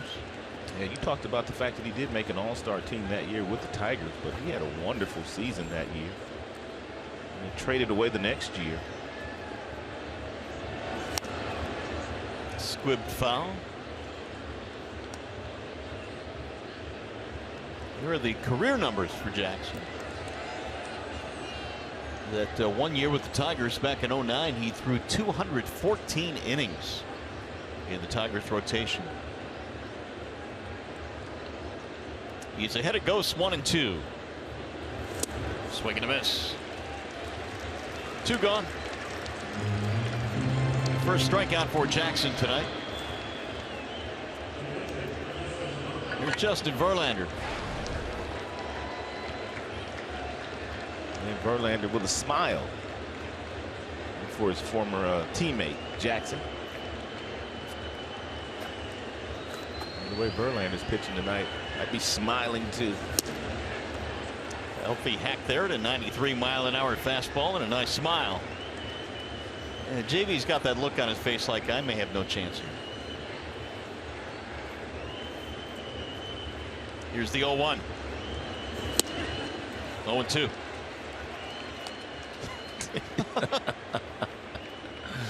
Well, he's at least taking his hacks.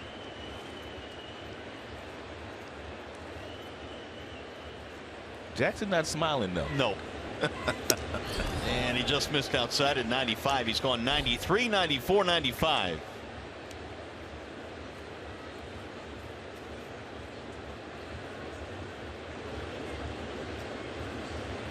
The old number 1.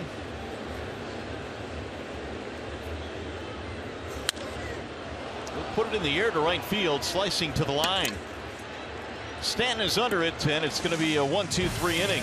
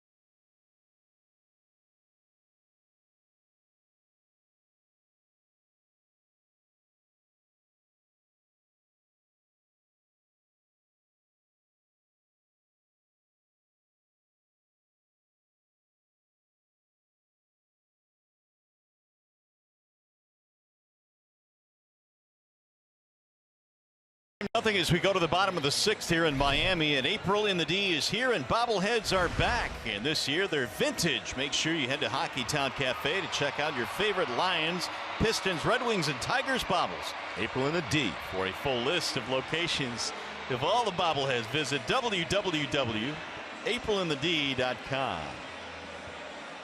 What's your favorite? Tigers. Of course. Justin Verlander, well, he's been awfully good tonight. I mean, awfully good tonight. He's been so good tonight that he's given up only 2 walks, and that's it, if you know what I mean. And JV goes back to work. He'll face a pinch hitter here in the bottom of the 6th inning. It's the veteran Ichiro. So he will pinch hit for Jackson. .290 lifetime versus Justin Verlander. 18 for 62. Not many guys walking around with that many at bats that have had that much success against Justin.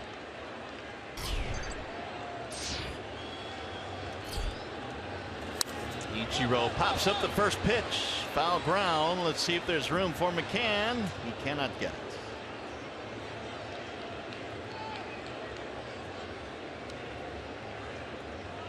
Only Bartolo Colon is an older active player. Bartolo 42 years old and 317 days. Ichiro, then R.A. Dickey, Uehara, and A-Rod on that list. Ichiro Suzuki came to the United States in 2001 when he was playing for the Seattle Mariners. Rookie of the Year, an All-Star, MVP in his first season stateside. Right now he is tied with Barry Bonds for 34th all-time in the hit list. Here are the career numbers for Ichiro, but he has 2,935 hits.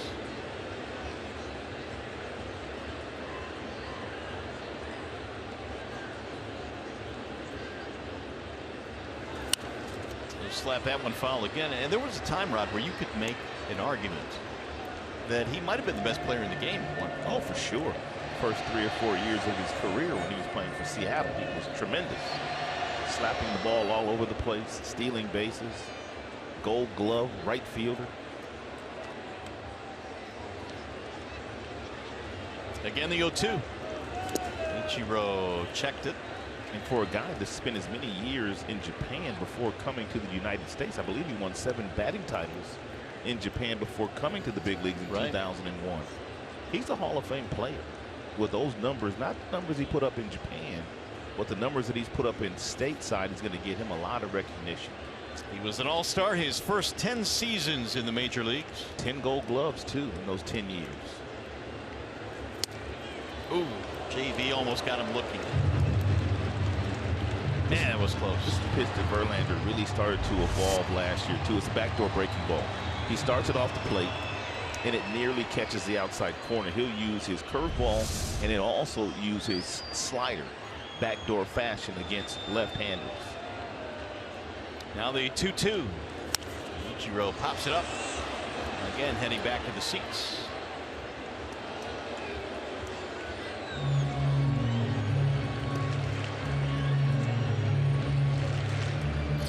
D. Gordon waiting on deck, top of the order, and then it's Marcell Ozuna.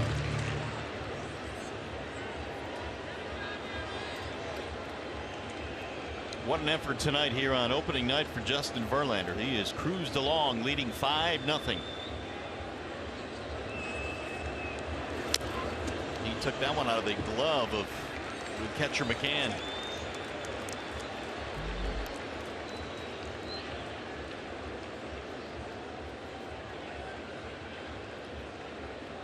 This has turned into an eight pitch at bat number 8 coming up.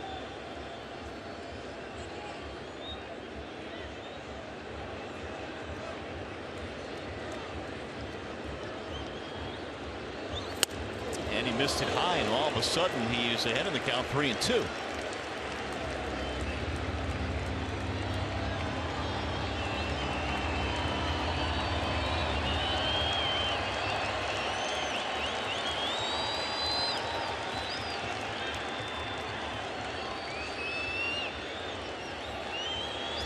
McCann's giving him the kitchen sink. And then some. Well, Verlander just steps off. Let's try this again.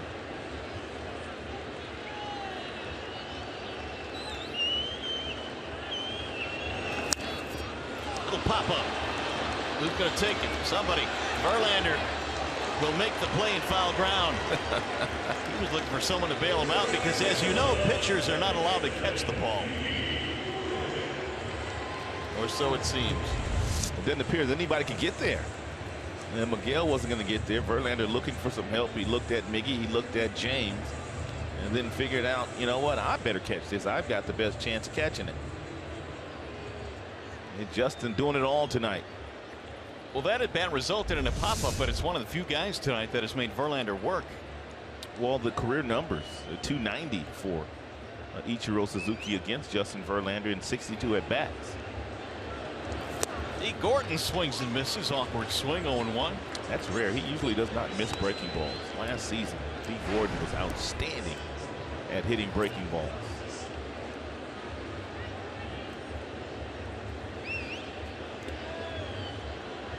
Line out, ground out. Gordon hit a ball to the first baseman Cabrera right at him in his last at bat, and he almost beat it out. And Mickey got him by no more than half a step. He almost landed on the disabled list too had he ran into Miguel. That'd have been ugly. There's a line drive base hit down the right field line. Gordon rounding the bag at first. He's going to go to second. Bobbled in right field by JD, and now Gordon coming to third. And he's in there sliding safely. First hit of the ball game for the Miami Marlins.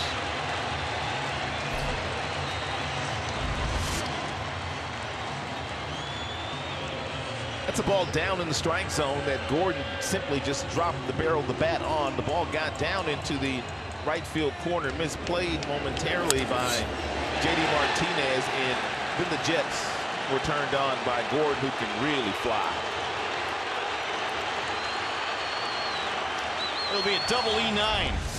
As soon as the bobble happened, Gordon just kept going. So here is Marcell Ozuna now. First scoring chance, first legit scoring chance for the Marlins. Ball one.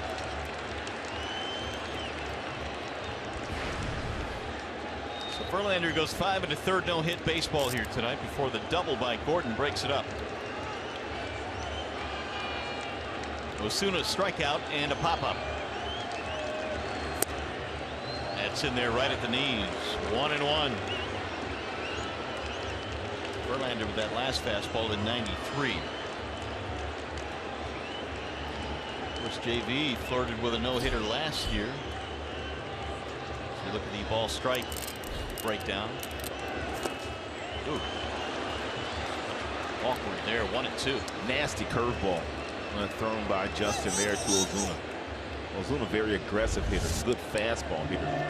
Verlander threw a beauty up there. A real nice block by James.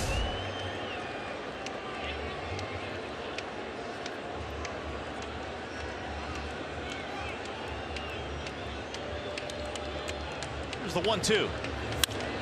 Slice to center field. That is going to drop. Base hit. They'll get the run in. It's an RBI single for Marcell Ozuna, and the Marlins have their first run of the new season. 5-1 ball game.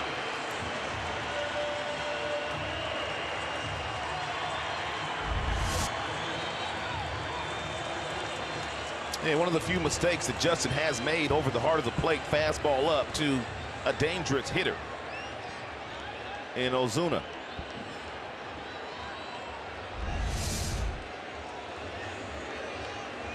Here is Christian Yelich.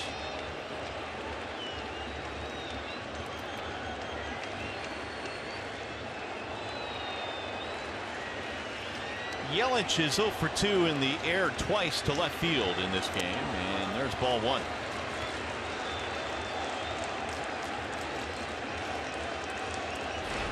Justin now at 83 in the pitch count category.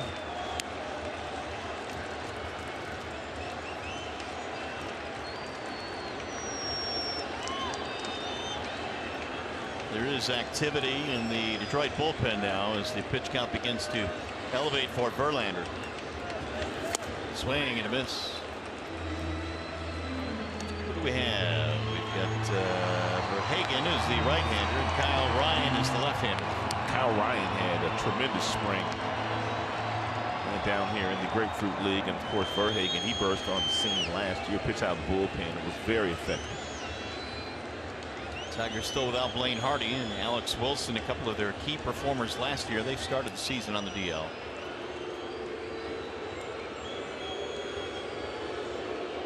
But up until now, Verlander has needed no help at all. He has been cruising. It's 5-1 right now with one out.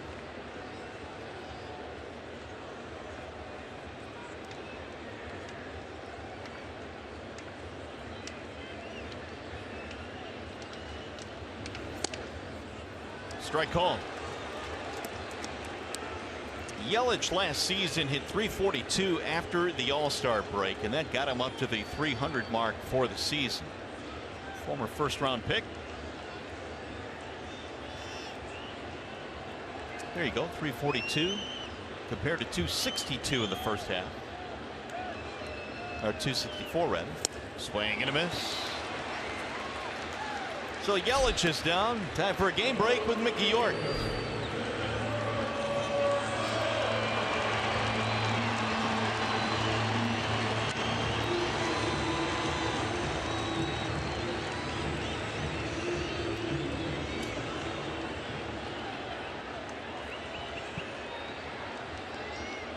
All right, Mick, thanks. Here it is. Giancarlo Stanton now with 2 outs, 5-1 in favor of the Tigers. Stanton walking a ground out. Yeah, you got to make sure that you make quality pitches to Stanton. You keep him in the ballpark. Yeah, you don't want him to go deep, and all of a sudden it's a ball game. Stanton last year hit 27 home runs.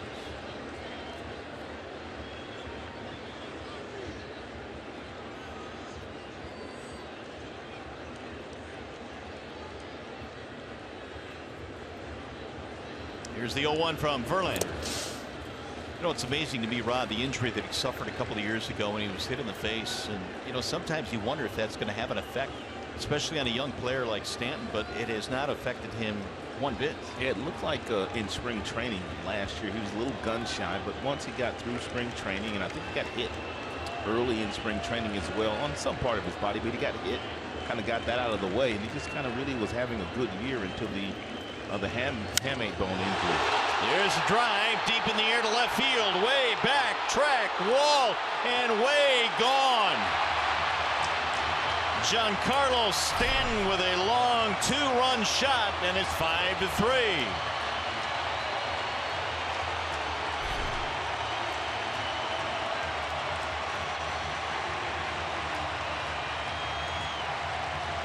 And the Marlins have come alive here in the 6th. And Verlander threw a breaking ball to a dangerous breaking ball hitter that was sitting on a tee for him, and Stanton simply went down to get it and got underneath it. And of course, we've talked about the fact that he might have the best power in the big leagues.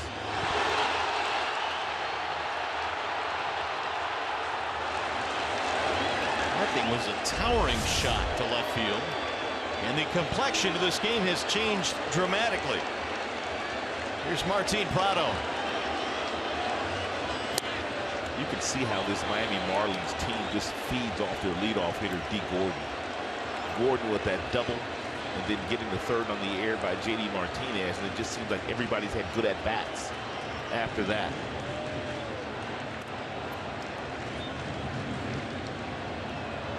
Here's the 1-0 to Prado. 2 balls, no strikes. Yeah, the double by Gordon, the single by Osuna scored him, and then 1 out later, the 2-run bomb by Stanton. And all of a sudden, a 5-0 lead has shrunk to 5-3 for the Tigers. And now it's 2-0 on Martin Prado.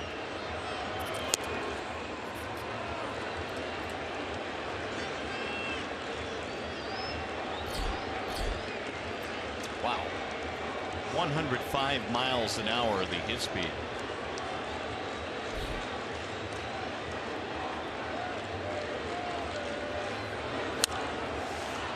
They'll get back out of play. When you talk about hard hit balls, it's usually off the bat of Giancarlo Stanton. Yeah, average hit speed off his bat last year, and no one better in the big leagues, and nearly 98 miles per hour. Miguel Sano, very talented young player of the Twins. Conforto on that list along with Miggy and Bautista.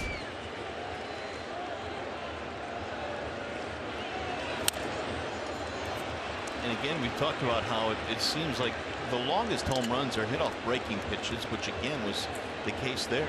I talked about the fact that Gordon is the energizer of this offense and got it going in this particular inning, but not to be lost was that at bat that Ichiro Suzuki had against Justin Verlander. He made him throw a lot of pitches, made him really work to lead off this inning. And JV had gotten ahead of him 0-2. He fought that one off foul. So all of a sudden now Verlander is zeroing in on 100. He's at 95 pitches. More than likely this will be Verlander's final inning.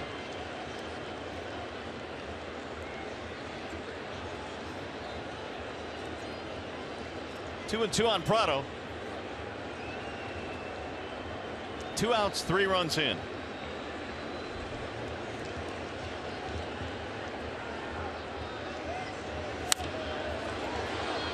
To the corner in right field, but headed back to the seats.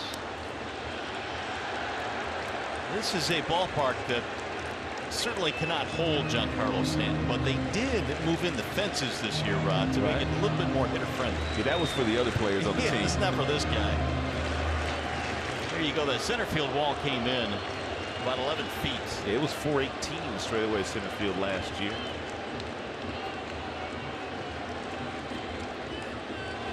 I like that. That was for the other guys. Yeah, for sure.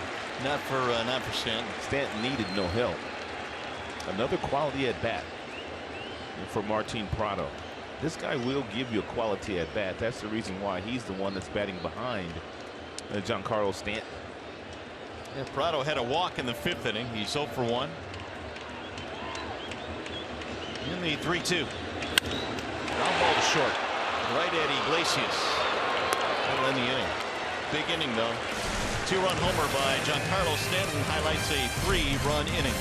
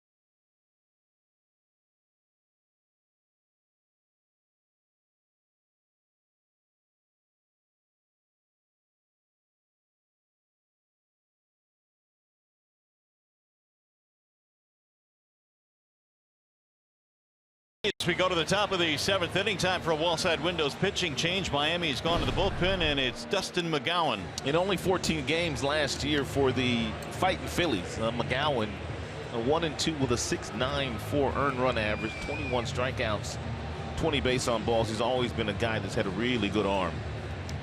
Here is Ian Kinsler to start things off, and it's the Magic Moonshot presented by Magic Window.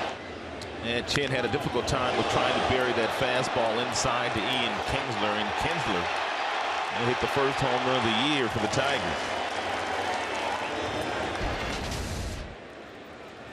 Top of the order, Kinsler, Upton, Cabrera. Tigers trying to rebuild their lead against the former Blue Jay and Philly, Dustin McGowan.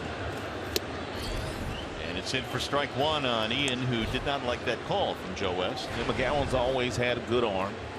94, 95 with his fastball, also a slider and a changeup. McGowan, 34 years of age, broke into the big leagues in 05 with Toronto.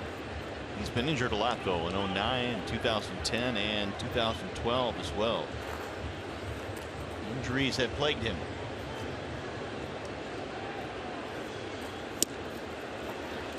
Missed it outside. Ian Kinsler should get a really good fastball to hit here from McGowan. And Ian's still an outstanding fastball hitter. Doesn't usually miss them. Drilled to left, but foul. It's a nice job there by McGowan. He threw Ian Kinsler a breaking ball there, 2-1. And because it was a breaking ball, even though Ian had a decent swing at it, he was out in front of it, caught it out in front of the plate. Therefore, that ball, that line drive was foul. They'll get that ball boy down the left field line an A for effort, but that thing ate him up. It's our first ball boy reference of the spring. Tough job. The 2-2. Drilled to center field. That'll be routine for Ozuna. 1 up, 1 away in the Tigers' 7. Now Justin Upton. Good to see Justin get off to a nice start. Always want to get off to a positive start with the new ball club. Yeah, there were some people that were a little concerned at the fact that he wasn't really performing all that well during the course of spring training, but you never get in the way of a track record with a guy like Upton, a guy that's had so many at-bats in the big leagues and has done so much damage, he's made all-star teams. You don't really worry about the spring numbers. Strike 1. Justin's brother Melvin, also a big leaguer, was able to play with him in the National League. Formerly known as BJ. Boss Man Jr. Melvin is given name, so he's gone to Melvin. Sound like a broken bat, little pop-up right to the second baseman. 2 gone. Well, if you want to get to know Justin Upton, here are some particulars on the newest Tiger. First overall pick in the country in 2005. He's made a few all-star teams, a couple of silver slugger bats. How about that? 2011, he was 4th in the MVP ballot. Yeah. Really good player, and the Tigers certainly happy to have him.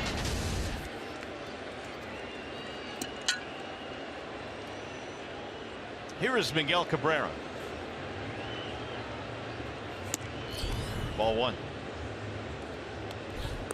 Boy, 96 there from McGowan. Well, Miggy always brings the best out in the opposing pitchers. Every fastball he had thrown in this inning was right around 92, 93 until Miguel steps up there. 1 ball, 1 strike. Well, we're going to see the back end of the Tigers bullpen. Here on the first day of the season, the lefty Justin Wilson is warming up to pitch the 7th. And if it goes as planned, it'll be Wilson, it'll be Lowe, and it'll be Rodriguez to finish it off. That's the blueprint, at least. Ground ball to short. Echeverria gobbles it up. And McGowan has a 1-2-3 inning. Stretch time here in Miami. Tigers by 2.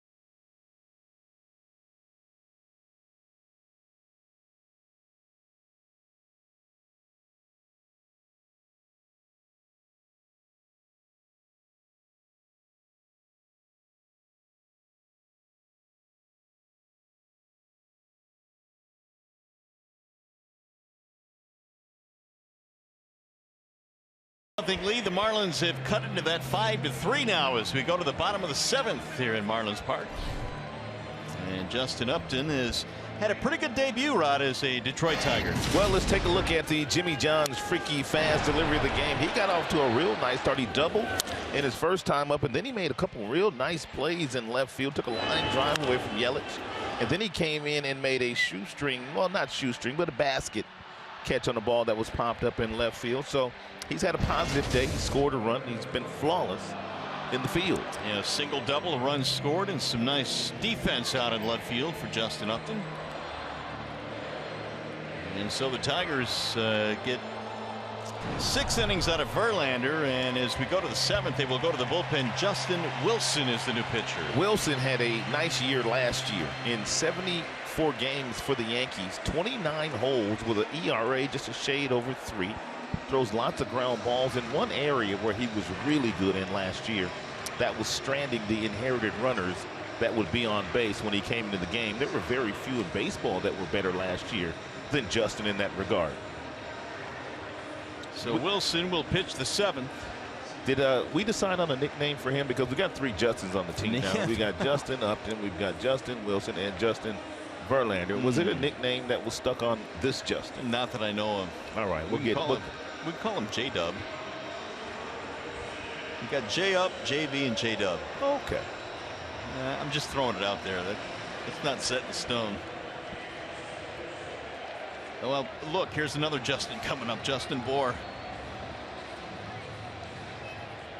We'll call him J-Bo.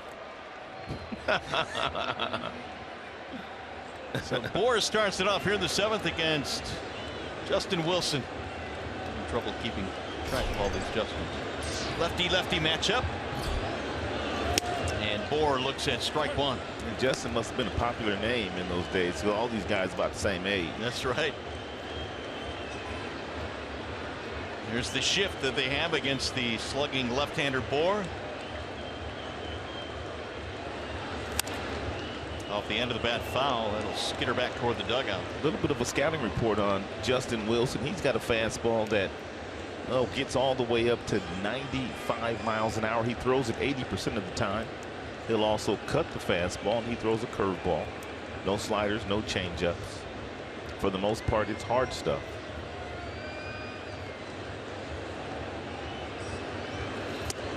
Well, for me, and I don't know if you agree with this, but for me, the number that you gave here a couple of minutes ago is the most important one for guys like Wilson. The inherited runners and how many score, and only 16% scored for or against Wilson last year. I think that's critical. No question. And there's a base hit. He beat the shift. He went the other way down the left field line. So Bour is on with a leadoff single. It's a nice job by Bour. And Wilson throwing 95 miles an hour. He did not try to pull that ball. He simply let it travel in the strike zone, and he created the bat angle, which would allow him to hit that ball sharply the opposite way. And for those of you that are trying to understand why the Tigers would shift and then throw a fastball outside, well, the reason for that is even if you do shift on a player like Bour, his data will still tell you if you pitch him away, he's going to try to pull that ball. That's why so many guys do that in that particular situation. Here's Real Muto. The Marlins did not have a hit for the first 5 innings of this game, and now in the last 2 innings they have 4. It's taken a while for the bats to wake up, but they've gained some confidence here in the last half inning. He could hit. Ooh, Don Mattingly. Oh, he could hit. Had a great glove. Donnie Baseball, they called him. Over 2,100 hits in his major league career, which spanned 14 seasons. He had some back injuries that kind of slowed him down in his latter days as a Yankee man, but he was a tremendous player. There you have it, a .307 career batting average. 3 division title wins as a manager for the Los Angeles Dodgers, and found himself looking for another gig. Yeah, how about that? Fouled back out of play.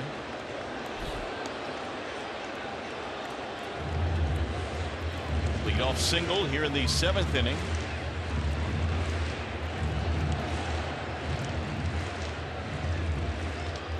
Beach Ball Club with a homer tonight. Kinsler has gone deep for the Tigers. Stanton for the Marlins. Johnson has picked up a bat now. As the Tigers face the bottom of the lineup, and down he goes. Wilson gets a strikeout.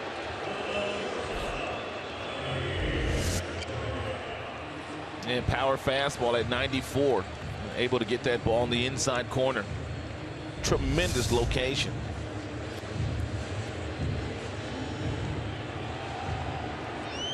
Here's Echeverria.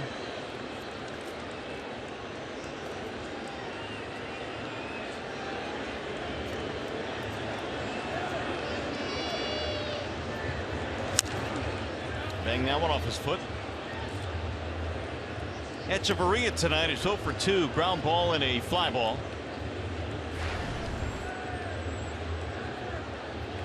An outstanding defender at short for the Marlins. He missed about a month last year with a hamstring problem. Had a really good spring for them. Hit over 350. In fact, 383 was his spring average this year.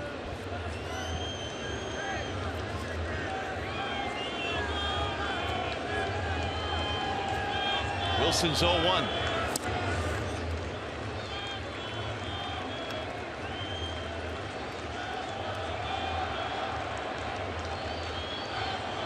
Phelps now warming up in the bullpen for the Marlins. They've already used Jackson and McGowan. Wei-Yin Chen started for the Marlins.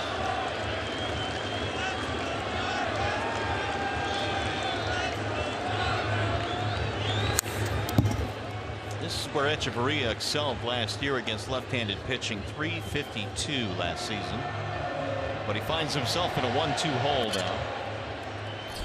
And there is Chris Johnson waiting on deck. He'll pinch hit for the pitcher spot. And Wilson not afraid to go inside with that fastball in the mid-90s. If he elevates it, he might get himself another strikeout. That's what they're going to do. And a strike called. Echeverria is out of there. He didn't like it. Didn't get it up as high as McCann wanted it, but the velocity firm at 94 on the inner third of the black of home plate, and just a really nice job of gathering that baseball and holding the glove right there for Joe West to make that call by James McCann. That's why Echeverria was beefing a little bit. He thought it was a little bit inside. And so now Johnson will pinch hit with 2 outs.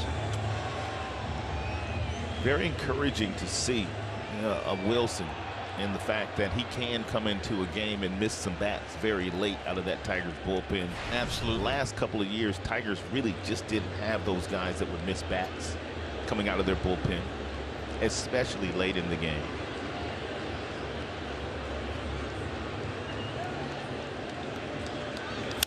Johnson rolls it foul, third base side. Lenny Harris, the third base coach down there for the Miami Marlins, had to scamper out of the way. See, this is not good. That got away from the ball boy there. He's scuffling down there today. First game. Everybody got a few jitters on the first day. I had a few today. How about you? I did. I certainly did. I mean, as you said it on the pregame show, if you don't have jitters on opening day, yeah, you might as well pack it up and take it to the house. No doubt. I'll tell you what, a lot of guys that face that guy right there, Barry Bonds, had some jitters. Yeah, he was tremendous, man. They can say whatever they want to say about all the stuff, but man, was he gifted. Outside. There are a lot of people that believe that this Marlins offense, this young offense, will be very good under Barry Bonds, who has never really coached anywhere.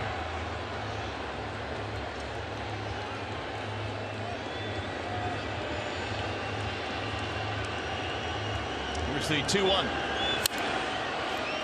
Well, there have been some really good major league hitters that have tried being hitting coaches. George Brett recently with the Royals. Jeff Bagwell did it for a while, and I think those guys figured out it's a lot of work. It's a lot of work, and that's what Don Mattingly said. He said he knew Barry could handle being a hitting coach, but he wanted to make sure Barry knew what he was getting into as we look at his numbers. He wanted to make sure that Barry knew that these guys get to the ballpark at 1 o'clock in the afternoon. They take more swings than you've ever seen before, and he wanted to make sure he was up for that challenge. Kinsler handles the ground ball off the bat of Johnson, and the inning is over. No runs, a hit, one left. Tigers baseball presented by Bell Tire.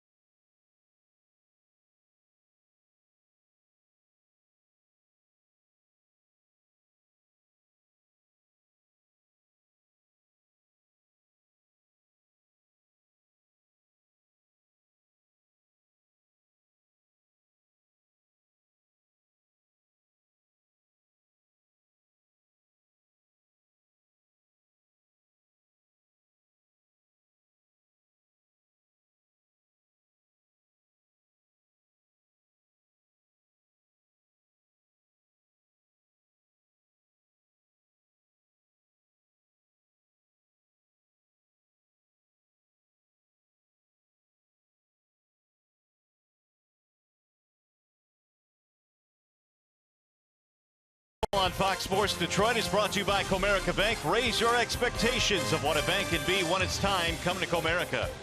Your Metro Detroit Chevy dealers. Visit ChevyDetroit.com to see why Chevy drives the Motor City. And by Wallside Windows, we can do that. We are the factory.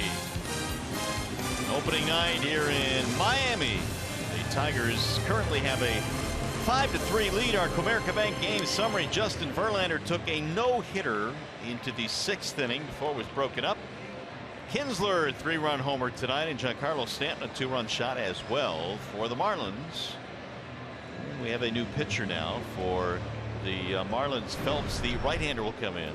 In 23 games last year for Phelps, compiled a 4-8 record with a 4.50 ERA. He still has a decent arm, 77 strikeouts against 33 base on balls at 33 walks. That's quite high.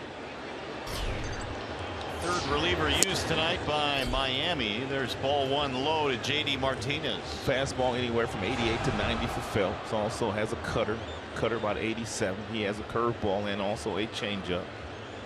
Part of his 4-pitch mix. J.D. skies this one to right. It is playable for an out, 1 gone. It'll bring up Castellanos. Knocked in his first run of the season back in the 5th inning with a sacrifice fly. It turned out to be a big run. It extended the Tigers' lead at that point to 5-0.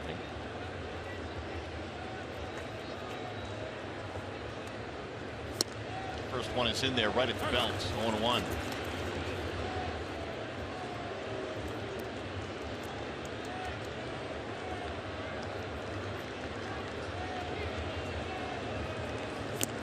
That'll bounce in.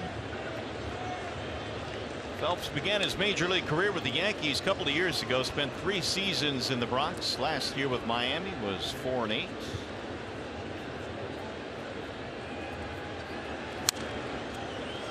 He'll get back out of play. Yeah, good breaking ball there thrown by Phelps at 87 miles an hour. Slider variety. Had some nice tilt to it. Phelps came over along with Martin Prado in that deal that involved Nathan Eovaldi. Boy, Eovaldi's got a big arm, doesn't he? Yeah, he's turned into a pretty good starter. Larry Rothschild, the pitching coach of the New York Yankees, has finally gotten Eovaldi to live up to all that talent he's always had. Into right field again for Stanton. 2 fly balls to right, 2 outs.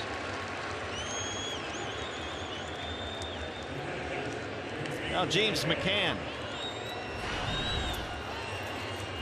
We're talking about how busy Justin Upton has been in left field for us tonight.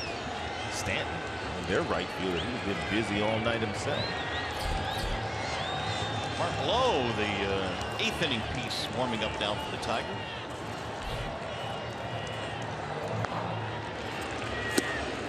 Ball 1. It seems like Stanton's caught at least one ball in every inning. He's got about 5-6 putouts out there today.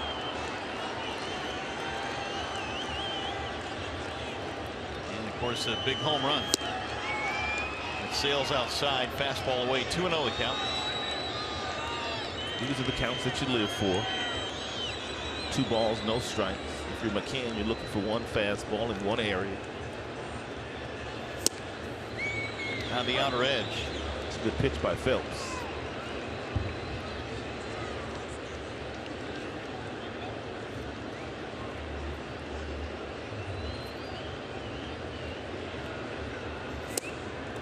That time on the inside corner, and McCann with a crooked look for Joe West. Yeah, Country Joe West has had no problem in putting up that right hand with some of the fastballs inside tonight. I think Country Joe's going to be hanging out in South Beach tonight. Yeah, pretty good bet.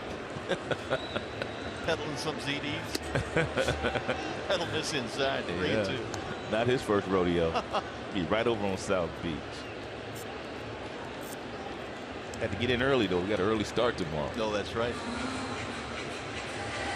Full count now on James McCann. 4:55 start, right? Right, it is. Swing and a foul tip into the glove. Or strike 3. Tigers go 1-2-3. Here comes the bottom of the 8th.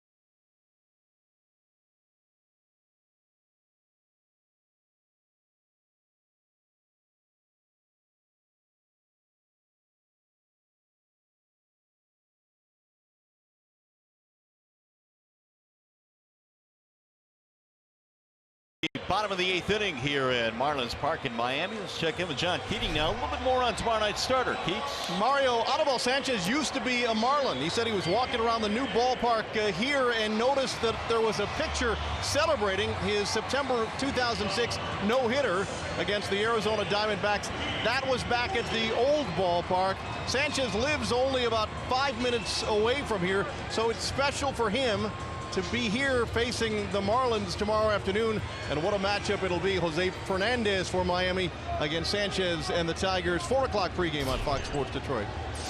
All right, John, thanks. We'll be here. We hope that you'll be here.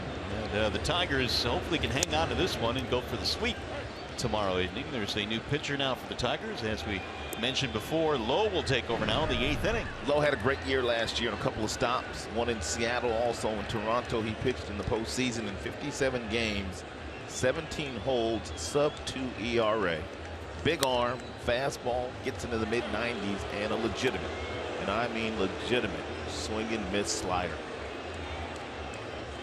Well, he's dealing here with the top of the Miami lineup. It'll be D. Gordon, Marcell Ozuna, and then Christian Yelich. Very few guys that pitched the 8th inning last year in baseball were better than Mark Lowe the entire season. Now the 0-2. Fly ball, right field, hit well. This looks like it might be some trouble, and it's going to drop and go to the wall. Extra bases. Gordon is on his way to third. He's got himself a stand-up triple. Told you he is the guy that energizes that offense, and that is not a good pitch by Mark Lowe. He got ahead of D. Gordon, no balls and 2 strikes, and threw him a fastball that was down the middle, that was elevated, that D put a real good short swing on, and J.D. Martinez nor Ghost could run it down.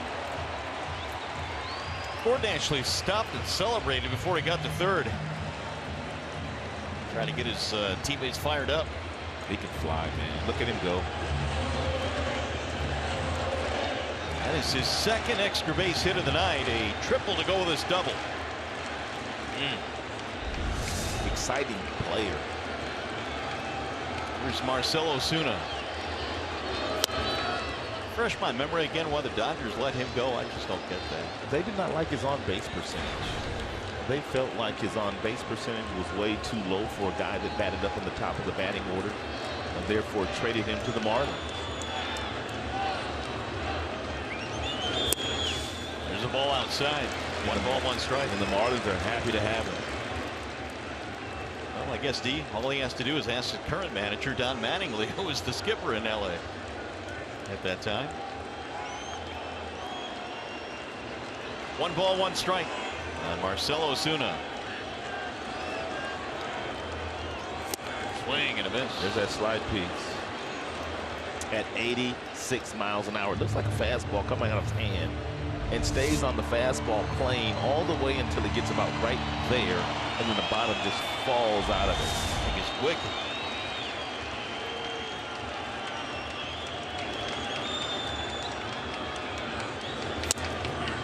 And he got him, strike 3. Country Joe gives him the heave-ho. Osuna's out of there, 1 out. Nothing like having those guys in the back end of your bullpen that can miss some bats and get a strikeout when they really need one. And we saw Justin Wilson do that in the 7th, and we've seen Lowe do it here in the 8th. Verlander 5 strikeouts, Wilson 2, and now Lowe 1. Here's Yelich.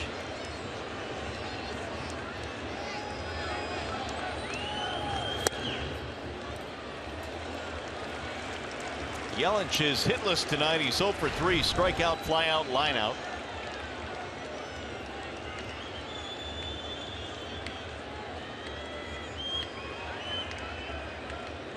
Marlins did not have a hit against Verlander until they scored 3 in the 6th. And they have 5 total hits now. The Tigers have been stuck on 9 hits.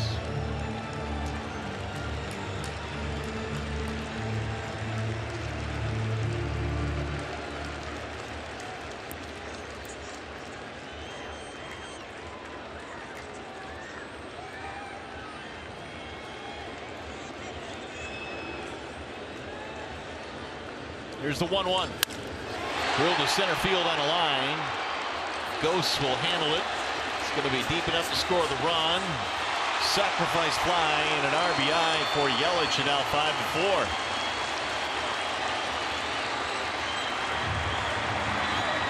First RBI of the year for Yelich. Gordon comes around to score.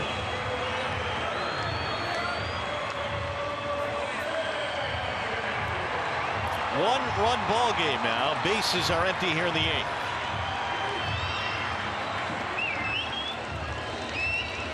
Here is Giancarlo Stanton.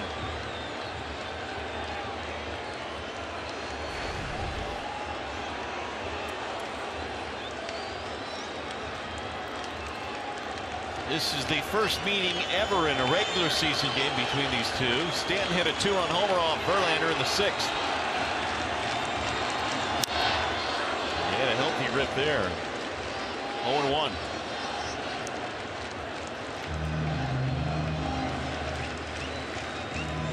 Stanton has been on base twice, a walk and a homer. Tigers led 5-0. It's now 5-4.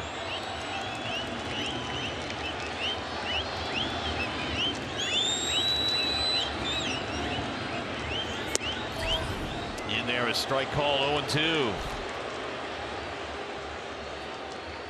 You can see the power, and for the most part, for Stanton is from center field to left field. There is some power to right field, but not nearly as much in the other direction. That's why McCann is on the outer third of home plate. Did he go? Yes, he did. Ooh, I see you low. Joe West brings him up low with his second strikeout.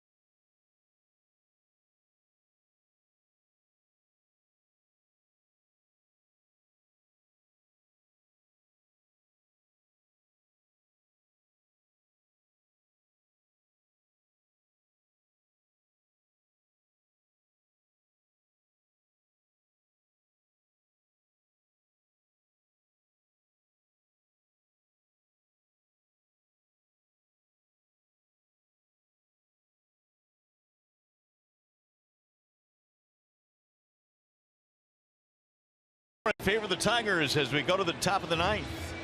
And here's our 1-800 call, Sam, call of the game. And if we're going to give it to Brad, bringing in Justin Wilson in the 7th. That's what they got him for. A couple of strikeouts and a harmless ground ball in the inning that he pitched. And then just to make things a little bit easier this year for the Tigers, how about this pitch by pitch where you have Lowe going after one of your more dangerous hitters in all of baseball. First ever meeting. He gets ahead. He stays away. He does not make any mistakes. First pitch slider, second pitch fastball, goes outside and gets the breaking ball and gets the strikeout. Nice job by Lowe. So the Tigers now will try and rebuild the lead as we go to the ninth inning. They are ahead by 1. Iglesias will lead it off for the Tigers. He moves away from a ball inside, 1 ball and no strikes, and a new pitcher now. Brian Morris has come on for Miami. And Don Mattingly getting his bullpen some work on the very first evening of the regular season. Missed it low. 2-0 on Iglesias. Bottom 3 for the Tigers here in the ninth. And Tigers need to somehow try to score another run here in this inning to make it a little easier for their new closer Rodriguez to finish this thing off this evening. The Marlins pitchers have retired 12 in a row as you look at Frankie Rodriguez. Baseball's active saves leader, Frankie Rodriguez. 2-1. 2 balls, 2 strikes.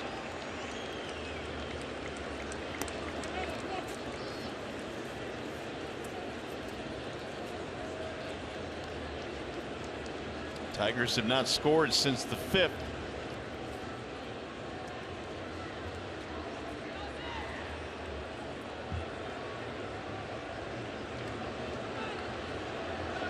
Now the 2-2.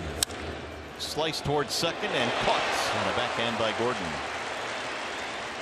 One away here in the 9th inning, and this week only, T-Mobile customers can get a free season-long subscription to MLB.TV Premium. Go to T-Mobile.com/MLB to sign up now and catch every moment on America's fastest-growing LTE network. There's Anthony Gose.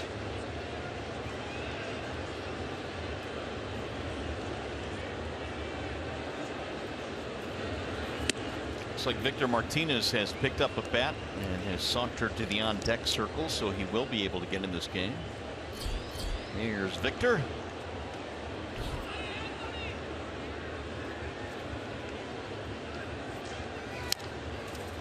Nubbed foul down the third base line. 1 ball, 1 strike. And 2 of the first 4 series the Tigers played this year, actually 2 of the first 3 series are against National League opponents. So more than likely Victor Martinez will not play.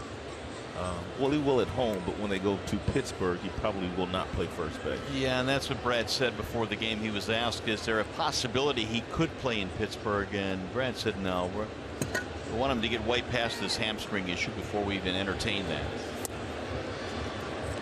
And that is probably the wisest decision that Brad and his staff could make regarding Victor Martinez. I think so. You know, the weather's not going to be all that warm. Hamstrings can be fickle.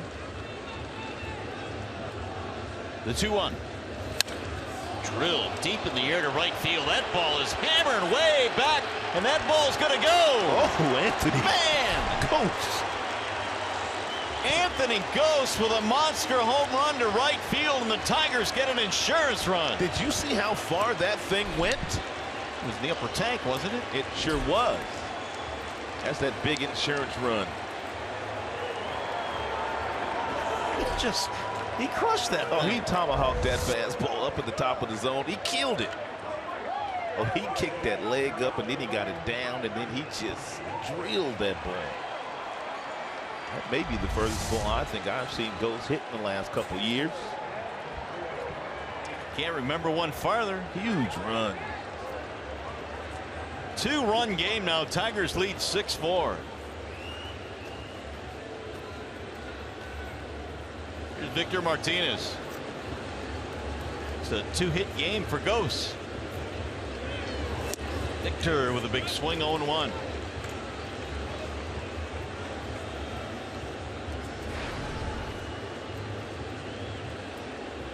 Numbers last year for Martinez, 245, a career low.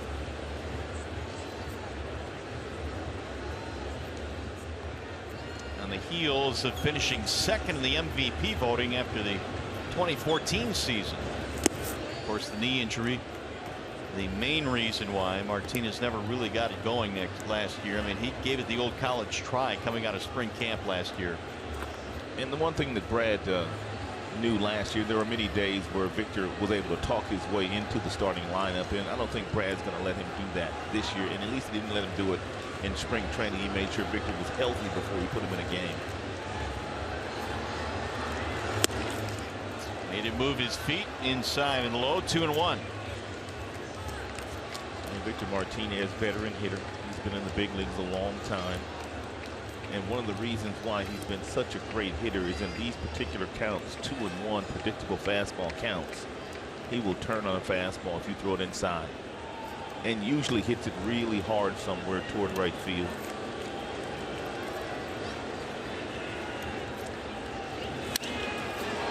Towards center field, ball hit well. And that ball is over the wall and gone. It's a home run for Martinez. A line drive homer to left center field. The Tigers have gone back to back. That is a great sign because he struggled so much from the left side last year because of the left knee. That is a telltale sign that Victor Martinez is healthy. That thing just shot out of here.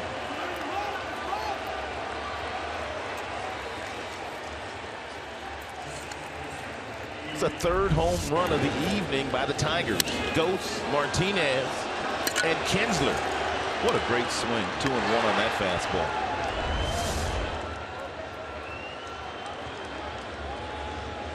Seven to 4. The Tigers lead by 3 now, and here is Ian Kinsler.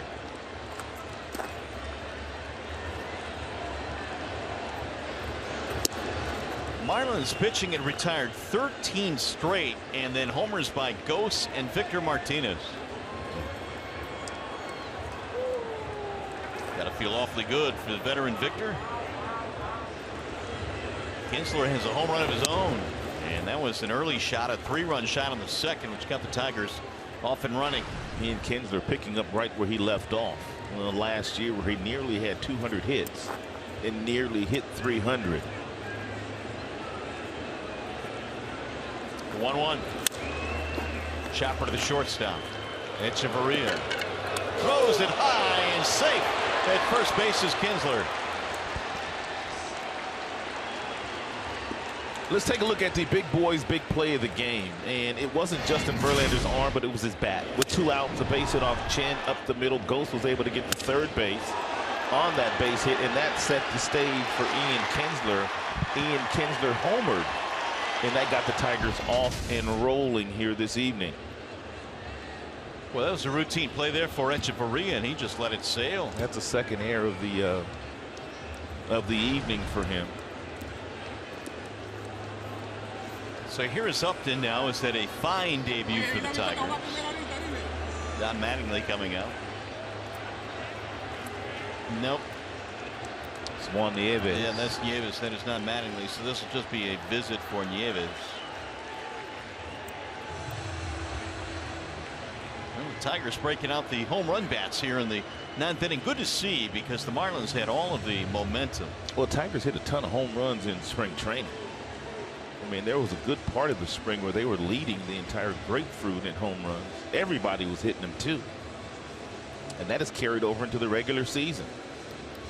Anthony Gose is still smiling about that upper deck shot.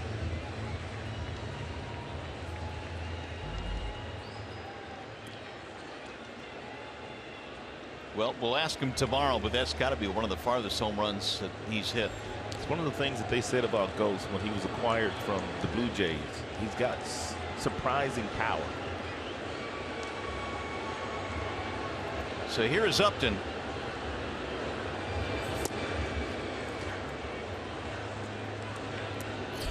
Well, Frankie Rodriguez no longer throwing. Drew Verhagen is back up in the Tiger bullpen.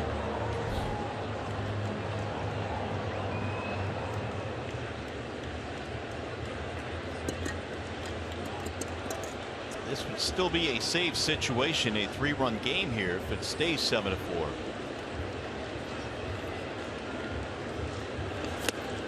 Tried to hold up, but Upton went around. 1 ball and 1 strike. Prado, Bohr, and Realmuto. The hitters do up when we get to the bottom of the 9th, but it's much more comfy right now, a 3-run spread.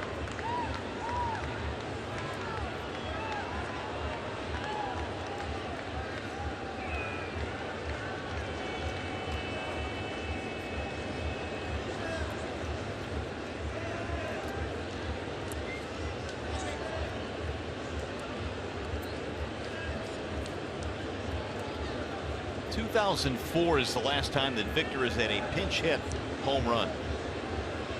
That's because he's in the lineup every day. Snap throw when the runner back. It's been a while since Martinez has gone deep in a pinch hitting role, but it's a big one here tonight. Upton, meanwhile, trying to put together a 3-hit game.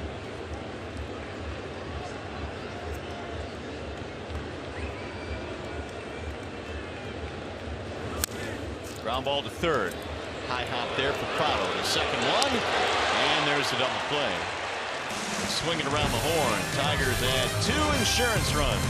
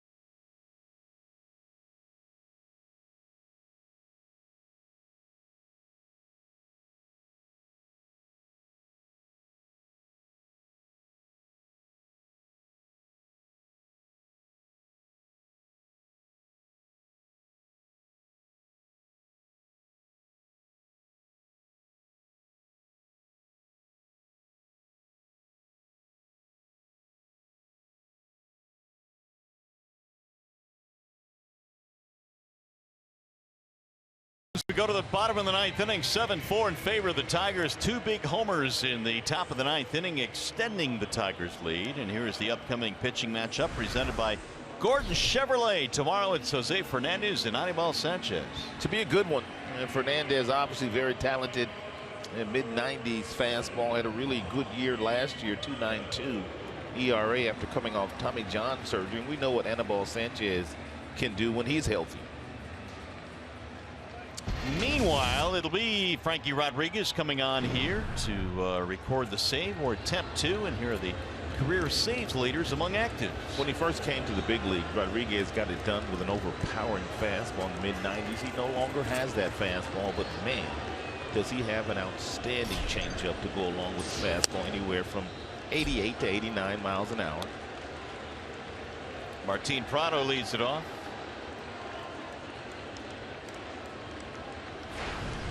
Frankie career is about 10.5 strikeouts per 9. Here's the 0-1. Left that one up, and it's looped into right field, a base hit. Prado aboard with the leadoff single, his first hit tonight.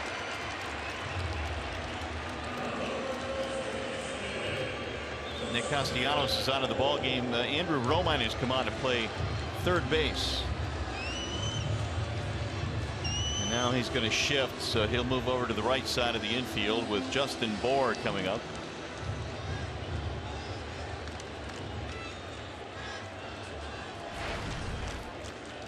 Bour is 1 for 3, had a single to lead things off in the 7th, but then Justin Wilson slammed the door with a couple of strikeouts and a ground out. Grounded foul, 0-1.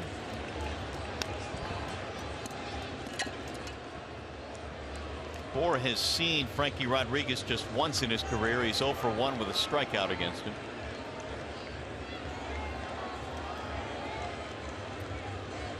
Rodriguez has 40 or more saves 5 times in his career.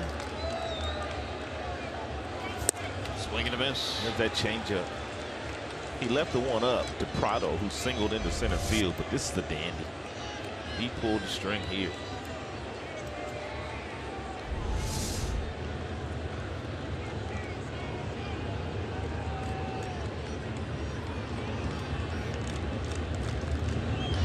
The 0-2.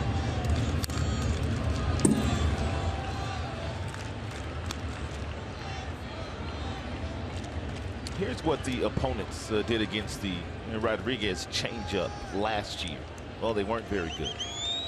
The batting average was under 100, and just about every positive statistic, and there he was with the changeup. 41%.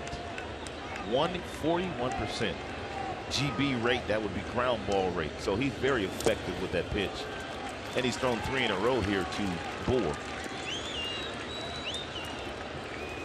This, of course, was one of the first things that Al Avila did in the offseason, finding that guy to close out games at the back end of the pen. It's been a position the Tigers really have struggled with at times. Well, a lot, to be honest with you, the last 5-6 years. Here comes another changeup. And he hooks this one to right field, but straight at J.D. Martinez. 1 out.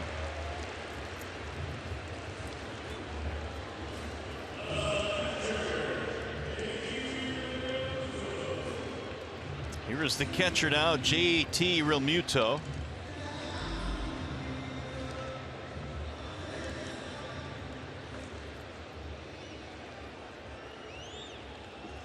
He has punched out a couple of times tonight. 0 for 3. He's also flied out.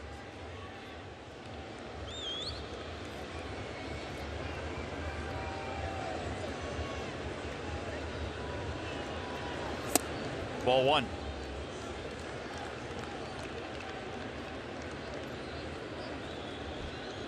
Tigers led 5-0. Marlins got it to within 5-4 before the Tigers hit 2 homers in the ninth.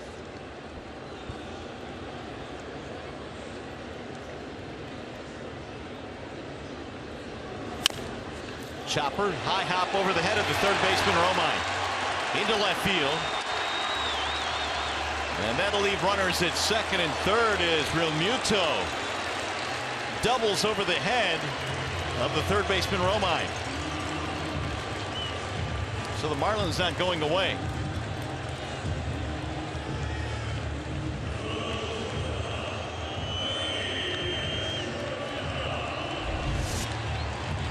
Yeah, high chopper right in front of the plate. Nothing, absolutely nothing Romine could do. So here is Echeverria, who is also 0 for 3.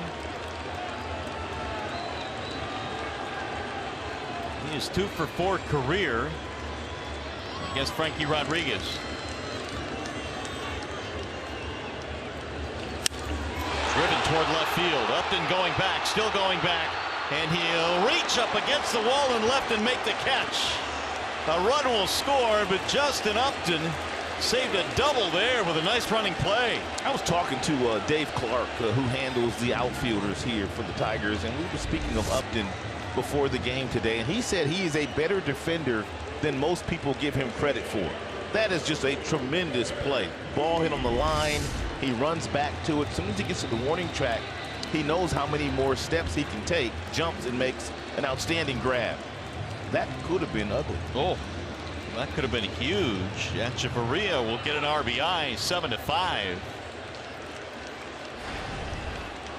Derek Dietrich will pinch hit now with 2 outs.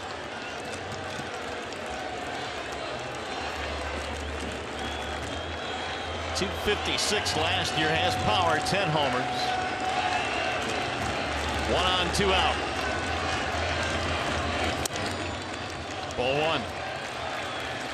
Boy, that last one just, man, it made your heart skip a beat off the bat. It looked like it might be over the head of the left fielder Upton. Justin able to run it down, and now Frankie Rodriguez 1 out away from shutting this one down.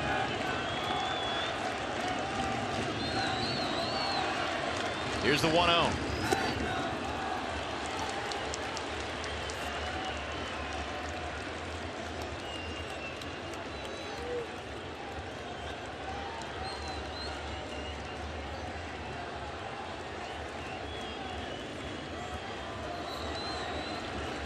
One ball, 1 strike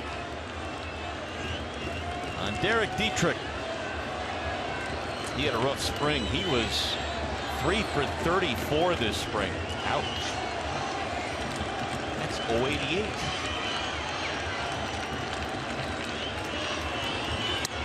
Checked it. Strike called by Joe West.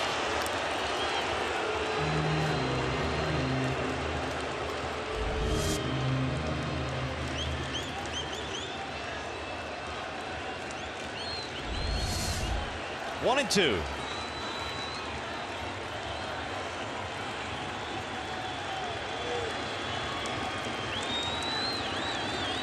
Marlins down to the final strike.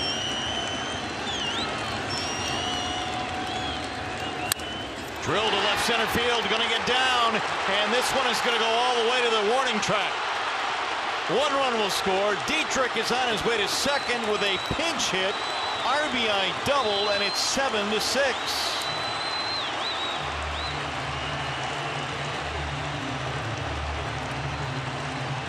And the tying run is standing at second base. That's a fastball down at the bottom of the strike zone. We've seen a couple of these left-handers go down and hit really good pitches. That's the reason for Rodriguez to maybe change it up a little bit. Not so many change-ups. They're looking for the change-up, and they're getting them. That was not a bad pitch to Dietrich. Well, it's a 1-run game again. And now you got D. Gordon coming up. And the crowd is into this one here in the 9th inning with a tying run at second base. Yeah, no one had more hits than Gordon did last year in baseball. He's got a couple tonight. Drill down the right field line. That ball is going to get down, and it's going to tie this ball game. Gordon is on his way to second. He has a double, and it's 7-7.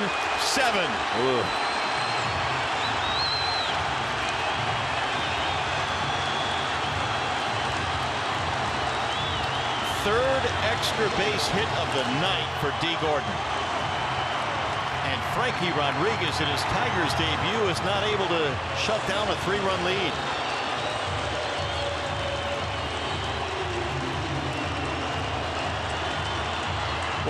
night for Gordon. 2 doubles and a triple. And that ball right down the middle, sitting on a tee for the youngster Gordon, who got out in front of it and hit it right past J.D. Martinez. Jose Fernandez fired up. So is Gordon. Yes, they are. Now the Marlins can win it with a base hit. Osuna stands in. Ball 1.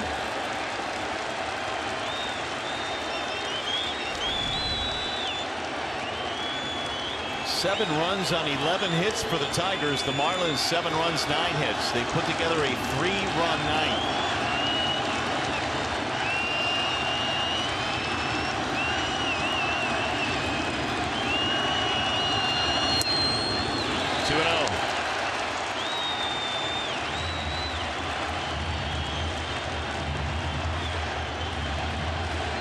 If you're Ozuna, you know you're going to get a really good pitch to hit here. You know he does not want to pitch around you to get to the left-hander Yelich.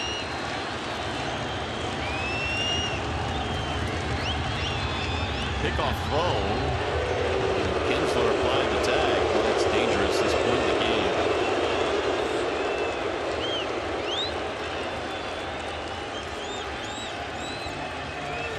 2-0 on Marcell Ozuna.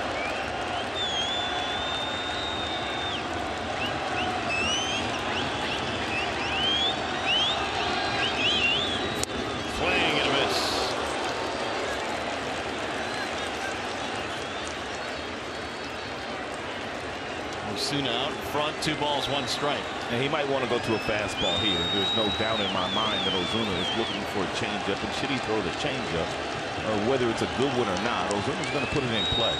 Fastball, get your strikeout, get us the extra inning. Popped him up.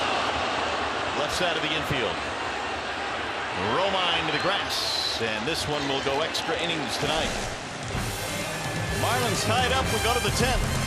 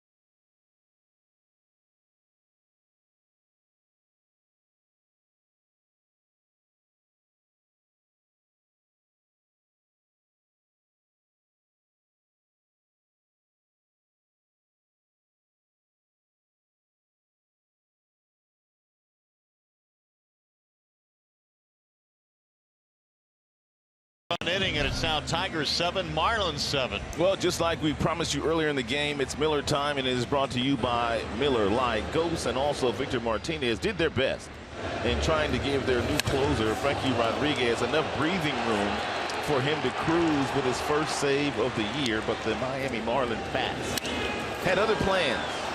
They tied the game up in the bottom half of the ninth. So the Tigers now going to have to win this thing in extra innings. And back to the bullpen go the Marlins. It's A.J. Ramos.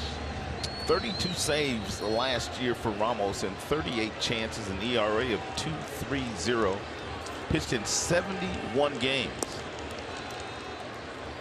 Ramos missed the first 3 weeks of spring training with a calf problem.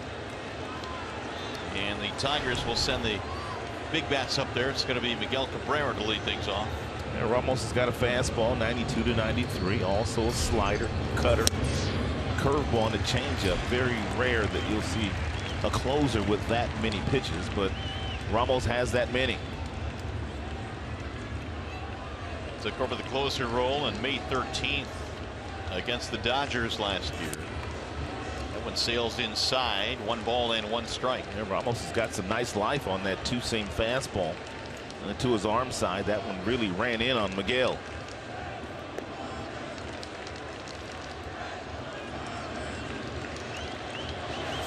Iggy swings and misses. Man, you feel bad for Frankie Rodriguez. I mean, first opportunity as a closer with his new team, especially a role where the Tigers have struggled mightily the last few years. Be nice for them to come back and get a win for him. Here's the 1-2. Ground ball to short. Echeverria is there. 1 out. That's the third 6-3 and ground ball Mickey's hit today. Here is J.D. Martinez.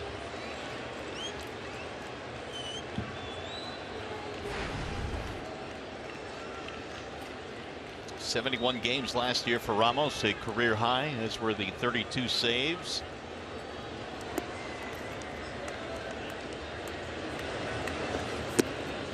See if J.D. can untie this game. He did not go on that check swing. Martinez has hit a couple of balls deep in this game, 1 to center, 1 to right. He also has a double.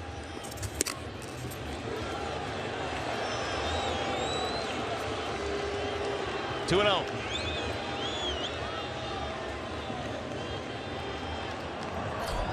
Here is Verhagen again throwing in the Detroit bullpen. Ramos, yeah, he's basically pitching around Martinez with Romine in the on deck circle. He hit, he came on as a defensive replacement for Castellanos. And then you've got McCann following him, so they're not going to mess around with JD. And they walk him on 4. Go ahead run is on with 1 out.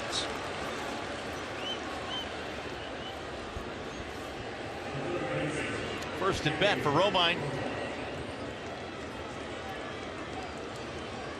Came on for his glove in the top of the 9th inning.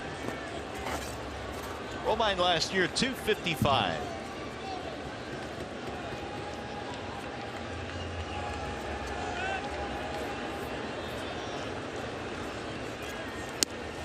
Ball 1.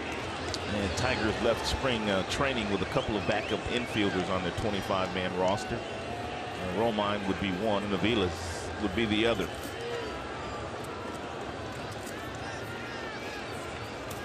Romine last year got a lot of playing time late when Iglesias went down with the injury. And performed very well. That's in there for a strike 1-1.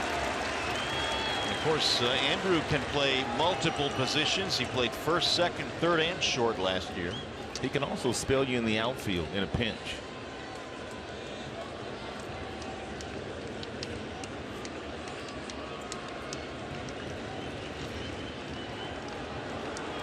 Seven game. We're in the 10th inning. The Tigers at one point had a 5-0 lead, and then 7-4. And the Marlins here on opening night have come back twice. And led by D. Gordon, their very talented second baseman, who won a batting title last year, made an all-star team. 3 extra base hits tonight for Gordon. And a total of 20 hits between the two clubs. Romine swings and misses. Good changeup there thrown by Ramos. Ramos, a native of Lubbock, Texas.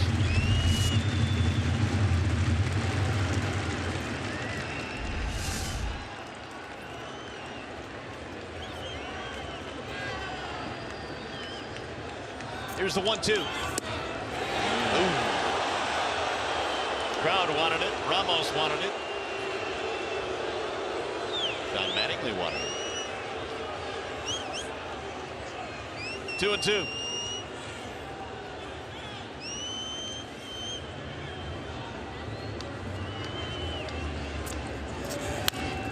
Ripped foul to right field. McCann waiting on deck.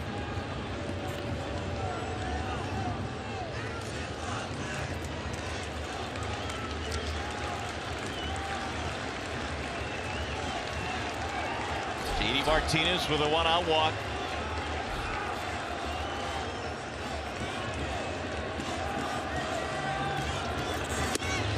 And now 3-2 on Romine. Boy, the crowd getting angry now. And decision time here for Ausmus. And 3-2 with one out. Does he start JD Martinez from first base? We'll see if he has confidence enough to see if Romine will put the ball in play. Runner holds. And he lost him. Ball 4. Back-to-back walks. 2 on, 1 out. It's a good at bat there by Andrew.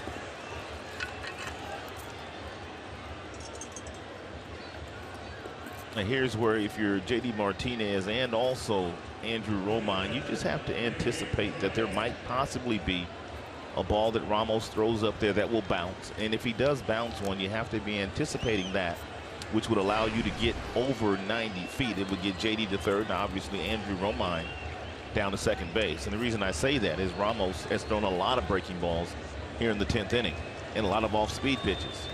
He is bound to bounce one sooner or later. So here is McCann. And that's it for a strike. 0-1. Yelich, the left fielder, is playing awfully shallow. I mean, really shallow.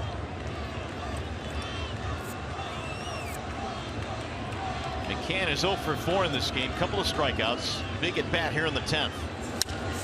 And he drives this one in the air to right field. Stanton is under it. 2 gone.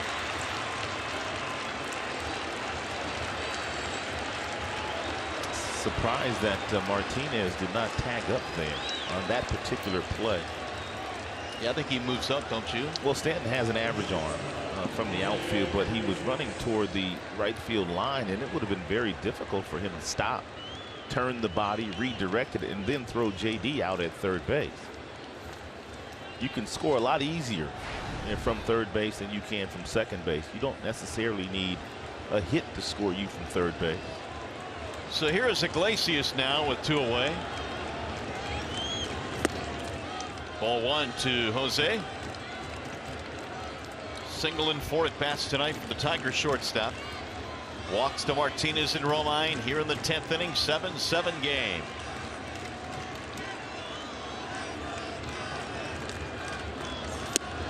Strike called. 1-1.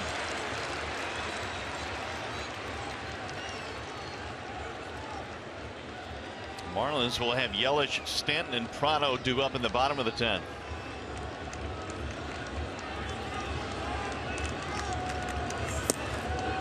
Low and outside. 2-1. If you're Iglesias in this particular situation, you pretty much know that you're going to get something off speed from Ramos. I don't think he'll challenge you with a fastball. So you sit on a breaking ball. If he throws a fastball, let it go. It's just 2 strikes. Realmuto tried to bring that one back up in the strike zone. No dice. 3-1. And it was a fastball that Iglesias just let go by. Goes on deck.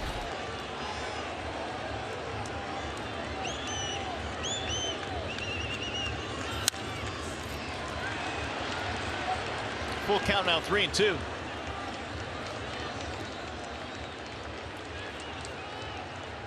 This has been a lengthy inning for Ramos. He's about to throw his 23rd pitch.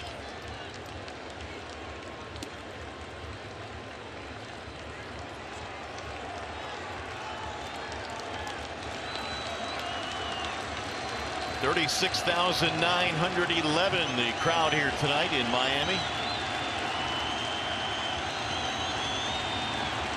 Runners will go on 3-2, and it's ball 4 that's going to load the bases. 3 walks in the inning for Ramos.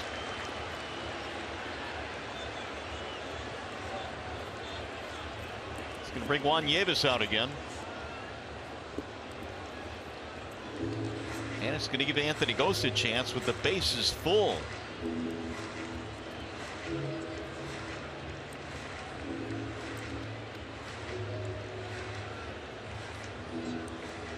Ramos, the 4th pitcher used out of the bullpen tonight by the Marlins. And he started this by walking J.D. Martinez, clearly pitching around him. But the problem is the guy on deck, Romine, he walked. And now he's walked the number 7 hitter, Iglesias. So Ghost, who had a big hit in the 9th, trying to deliver again here in the 10th.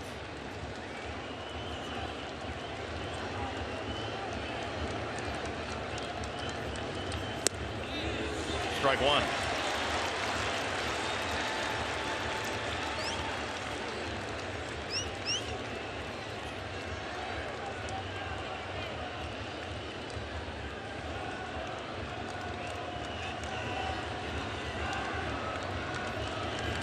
Ghost looks at a strike call.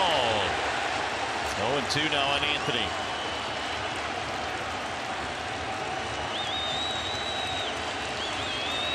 Now look at the crowd back into it.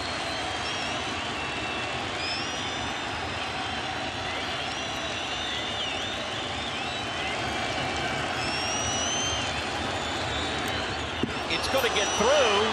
Real Muto, but that thing came right back to him. Now they got a runner hung up between first and second. D. Gordon will keep an eye on Martinez at third and tag the runner for the out. Wow. Right through the legs of the catcher, and that's it for the Tigers.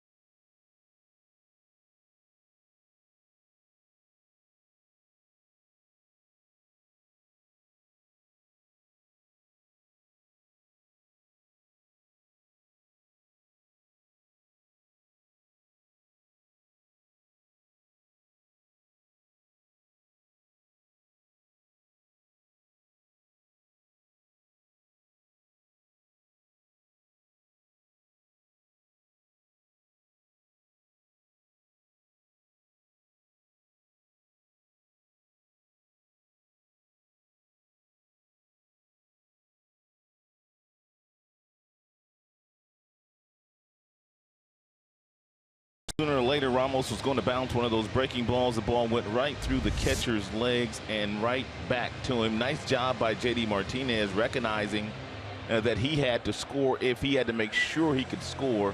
But Iglesias on first base, he was nearly all the way down to second base. He never took a look. And obviously was tagged out by D. Gordon, second baseman. So the Tigers let an opportunity go by the wayside. And it's still a 7-7 game as we go to the bottom of the 10th inning. And you've got the 3, 4, and 5 hitters due up here for the Marlins. And Drew Verhagen has come into the ball game now for the Tigers, so he will take over to pitch the 10th. Christian Yelich will lead things off. Chopper back up the middle and into center field, base hit. Winning run is on.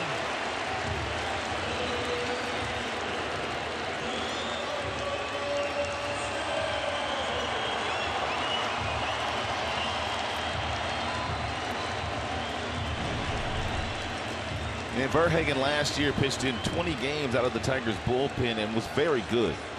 ERA just a shade over 2. He's got a really good fastball, gets up to 95, 96. Former starter in the minor leagues, but he has seemingly found a home in that bullpen for Detroit. Stanton swings and misses. 93-mile-an-hour fastball. Giancarlo Stanton hit a 2-run homer in the 6th. Marlins have a leadoff single here in the 10th. Outside, 1 ball, 1 strike.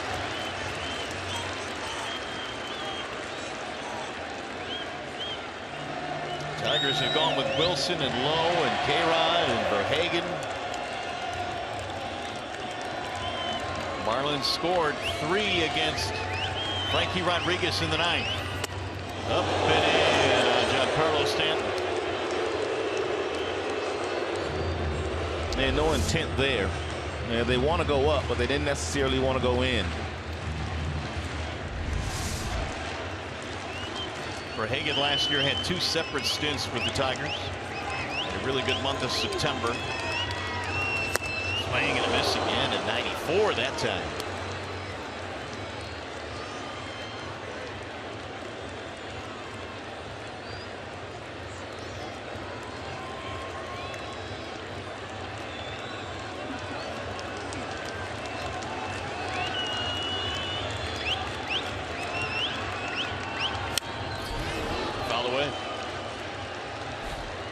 Drew last year in the month of September gave up 3 earned runs in 16 2/3 innings of work, which really kind of put him on the map as a reliever for the Tigers. He had success as a starter in the minors, but pitched exclusively out of the bullpen last year.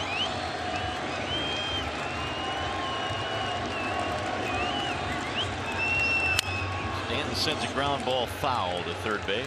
And be careful with that breaking ball. You don't want to hang it to Stanton after throwing some really good fastballs at 94, 95. But Stanton had a difficult time of catching up to. They went to the breaking ball and nearly cost him. And go back to that fastball and elevate it. See if you can get Stanton to swing through it.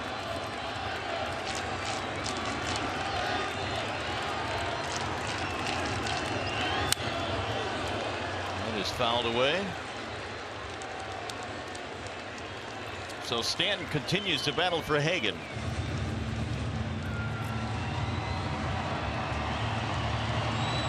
Opening night for the Tigers was looking awfully good early. They jumped out to a 4-0 lead. Kinsler hit an early home run. Led 5-0 behind Verlander, who had not allowed a hit until the 6th inning. But the Marlins have scrapped back twice in this game. Swing and missed to strike him out. Stanton is gone. 1 away.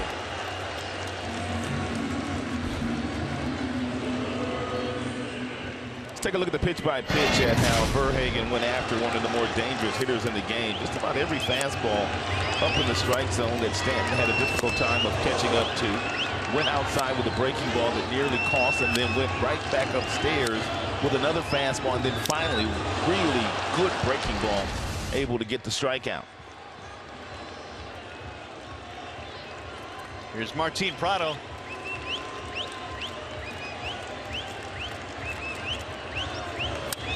Bouncer, right back pass for Hagen.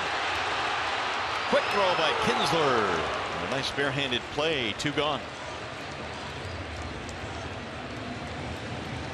Winning run moves up to second base. And Kinsler, tremendous defender at second base. Able to come in, barehand that ball, and flip to first to get the out.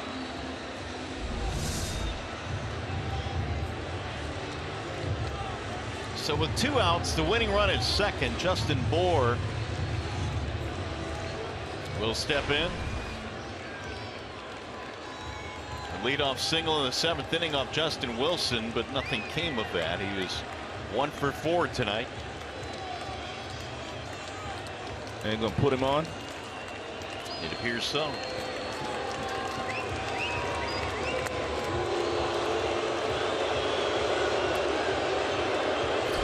Realmuto waiting on deck. He was part of that big ninth inning in which he doubled over the head of the second or make it third baseman Andrew Romine. So the intentional walk will leave runners at first and second.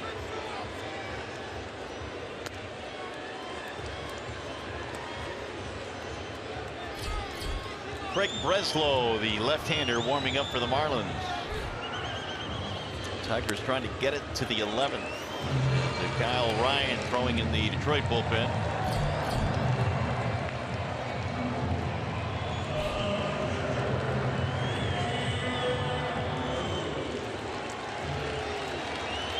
So here is JT Realmuto trying to win it for the Marlins here in the 10th inning.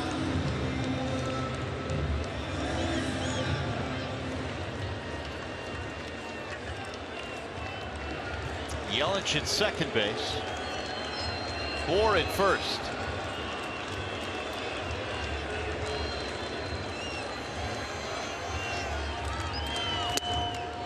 Strike one. Nice little get me over breaking ball there and thrown by Verhagen. Now you can continue to expand the strike zone against Realmuto.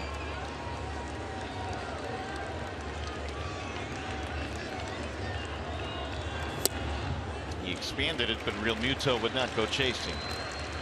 1 ball and 1 strike.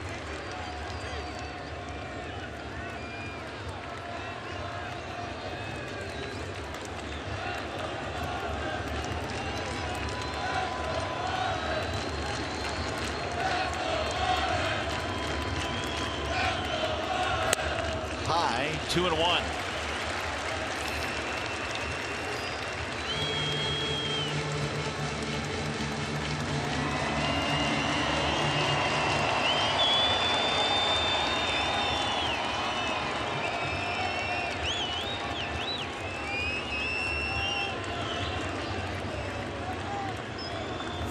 Bouncing ball right side. Kinsler goes to the grass. His throw is in time to retire the side. We'll go to the 11th here in Miami.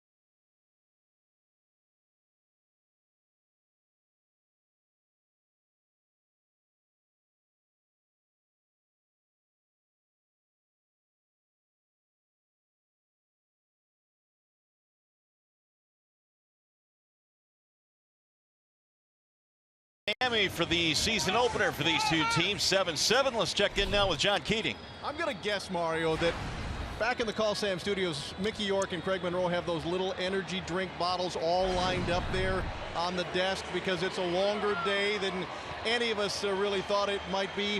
Regardless of what transpires, we'll be in the Tigers clubhouse right after the game on Tigers Live. You'll hear from Brad Ausmus. You'll hear from Justin Verlander. K-Rod is usually a stand-up guy. I'm sure he'll want to talk about what went sour for him and his team late in this one. Extra innings, bonus baseball in Game 1 here in Miami. All right, Keith, thanks. Miguel Rojas is the new first baseman. And the new pitcher now is Craig Breslow, the left-hander. Yeah, the well-traveled And Breslow, 45 games last year for Boston, an earned run average over 46 strikeouts, 23 base on balls for the slender left-hander. And so the lefty will face Anthony Gose to get things started here. It's not going to overpower your fastball, right around 87 to 89 miles an hour. Also throws a cutter. He'll sink it. Change up and a curveball. It'll be Gose and then Mike Aviles, who has moved to the on-deck circle, and then the top of the order, Ian Kinsler. Gose looks at strike one to get things started here in the 11th.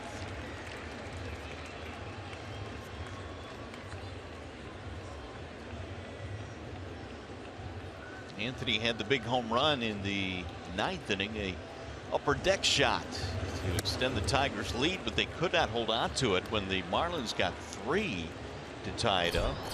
It was in the bottom of the 9th inning. Shane Green now warming up in the Detroit bullpen. And he is the number 5 starter in the Tigers rotation, but first time through. You know, they will not need Green. They will not need him until Monday against the Pittsburgh Pirates as a starter.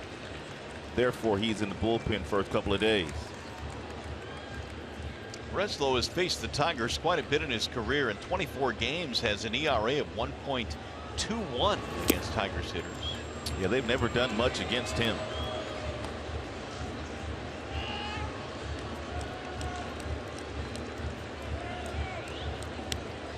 Three balls, one strike on Gose.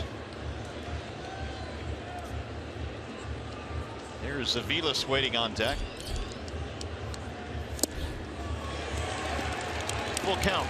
Anthony Gose committed way too early that he was going to get a hittable fastball there from Breslow, and once he recognized that the ball was out of the strike zone, it was too late. He had already started to swing and could not stop it.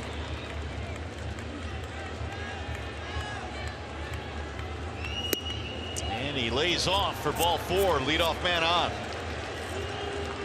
And one of the things to watch here with Anthony Gose, and you don't know how it's going to play out. You know, whether it's a bunting situation for the Tigers and they bunt Aviles, or whether it's a delayed steal situation for Gose. He did delay steal quite a bit last season. So Aviles to pinch hit. And we'll see how the Tigers want to play it here. They've got the top of the order, Kinsler, next. Rojas, the first baseman, coming in to have a quick chat with Breslow. Anthony last year stole 23 bases. 5 sack bunts last year for Aviles in a Tribe uniform.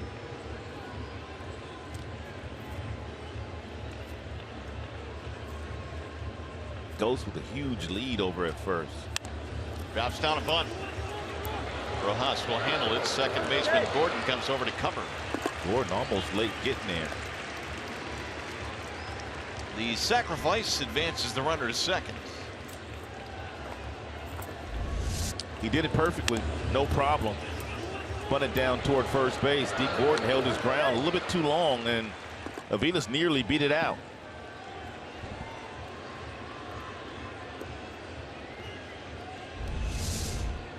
So we'll see now if Kinsler can drive in the run.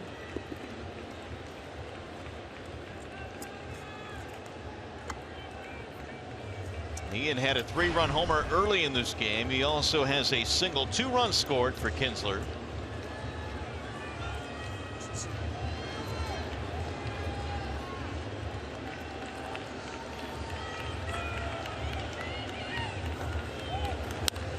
Fouled straight back. And the Tigers have used just about every single one of the position players. Collins still available. And also Saltalamacchia. Yep, that's it.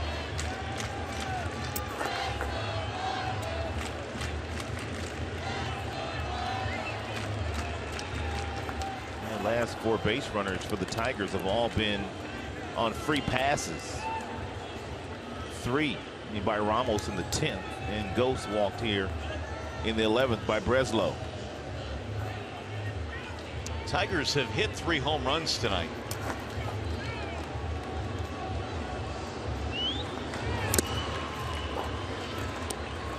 One ball, one strike. Kinsler.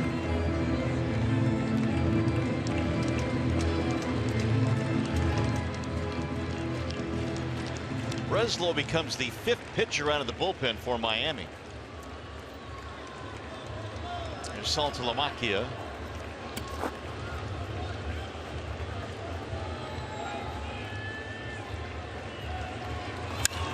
Line drive to left, base hit. Here comes Ghost rounding third. They send him home, and he will score. Kinsler gets it done again. The Tigers have reclaimed the lead, 8-7 Detroit. It's been a wonderful day for Ian Kinsler. That's his 3rd hit. That's a fastball at 90 miles an hour. That's right at the knees on the inner third, and just a beautiful swing by Ian Kinsler down the left field line, and no problem for Ghost scoring with all his speed. 8-7, Tigers have reclaimed the lead, and for Kinsler, how about this start to 2016, a 4 RBI night. See if the Tigers now can tack on. Here's Upton. Single and a double for Upton. He has also scored a run. That is the 12th Tigers hit. Both teams have double digits, 10 for the Marlins and 12 for the Tigers.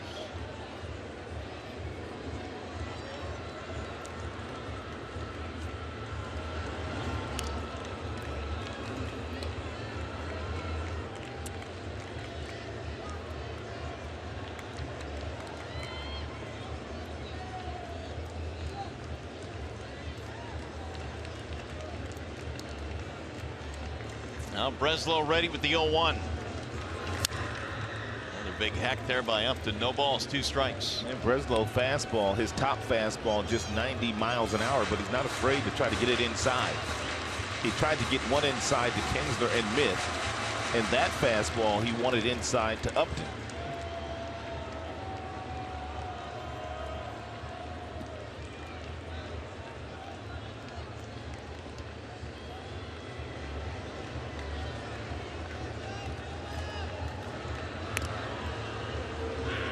Inning started with a walk to Ghost, and then Avila's got his job done by sacrificing the runner to second base. That's when Kinsler banged a single to left.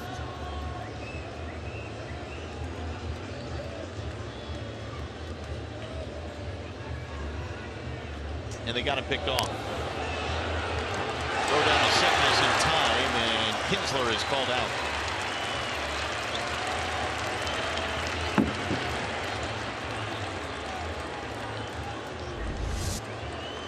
It's a nice job by the first baseman, Rojas. Once you recognize that that base runner is taken off prematurely, you come meet the ball as you get it from the pitcher, which clears the view for you to throw down to second base to get the out. It's a nice job and by Breslow and also by Rojas. They'll go down as a caught stealing. Upton swings and misses, and that'll end the inning. However, the Tigers go ahead. The RBI hit by Kinsler.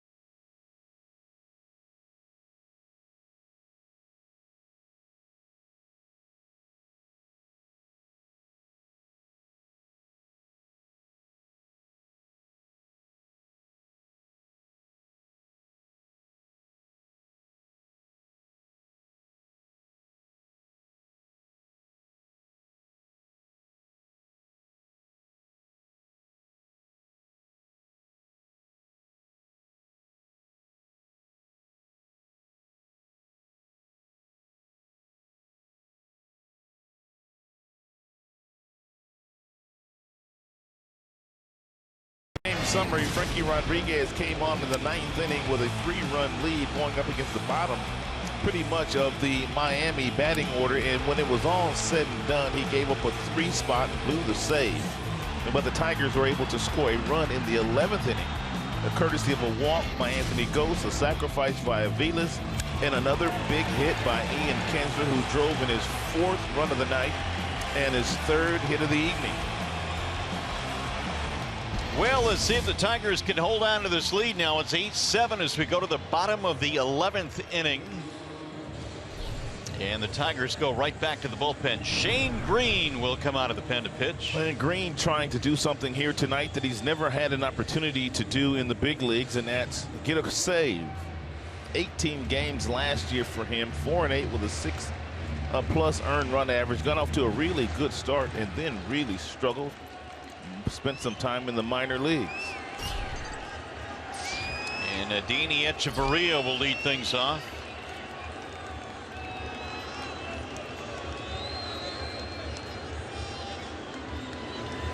Echeverria fouls it off 0-1. He'll be followed by Rojas and then Gordon.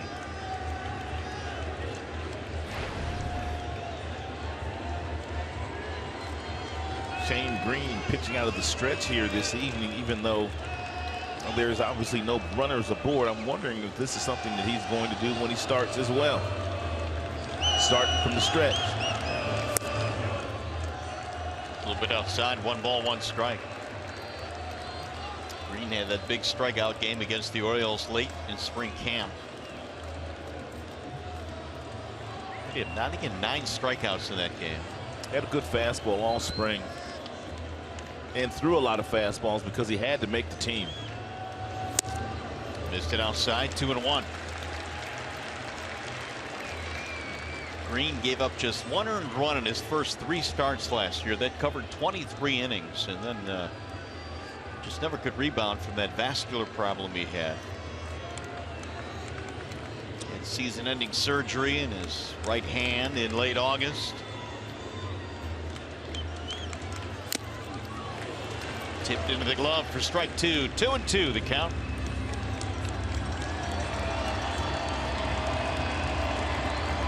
A lot of the Tigers pitchers here this evening, and with the exception of Rodriguez, have really taken advantage of elevating the fastball up in the strike zone.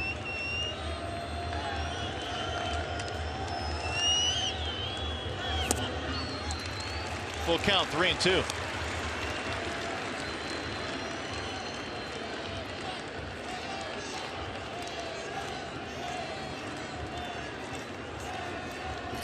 Marlins have used everybody on their bench with the exception of Jeff Mathis, backup catcher.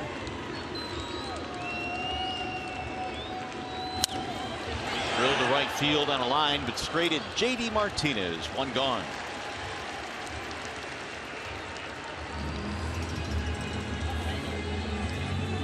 Two more outs to get for Shane Green. This will be the first at bat of the night for Rojas. Came on in the double switch last half inning. Hit .282 last year. Had a good spring, .343.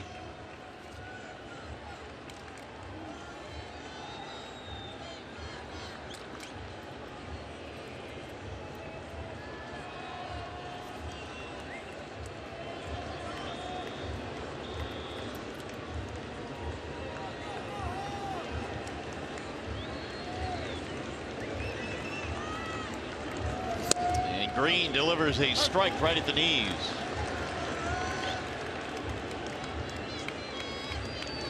Rojas last year filled in toward the end of the season when Echeverria went on the disabled list and hit .354 down the stretch for them.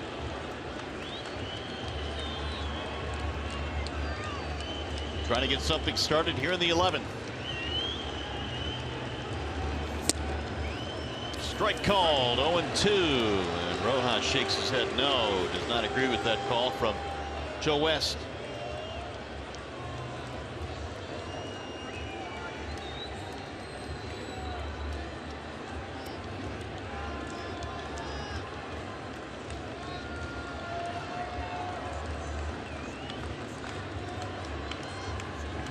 Here's the 0-2.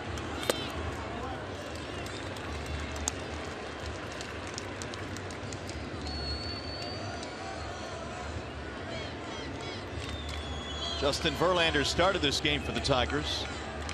Did not allow a hit until D. Gordon doubled with 1 out in the 6th inning. Yeah, Verlander was cruising. Ended up giving up a 2-run home run as well to Giancarlo Stanton.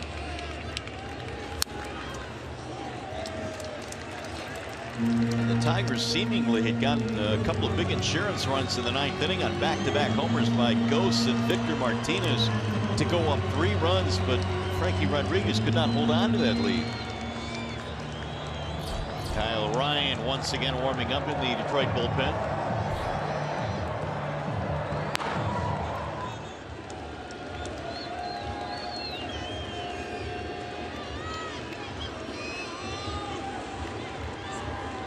Here's the 1-2. Little chopper to the right side. Kinsler has the hop. 2 up, 2 down. 1 more out to get, but it's not going to be an easy one. D. Gordon strolls in. Well, what a night he's had. 2 doubles, a triple, 2 runs scored. It is his first career 3 extra base hit game. He got all his hardware before the game. He got a Silver Slugger Award, Gold Glove.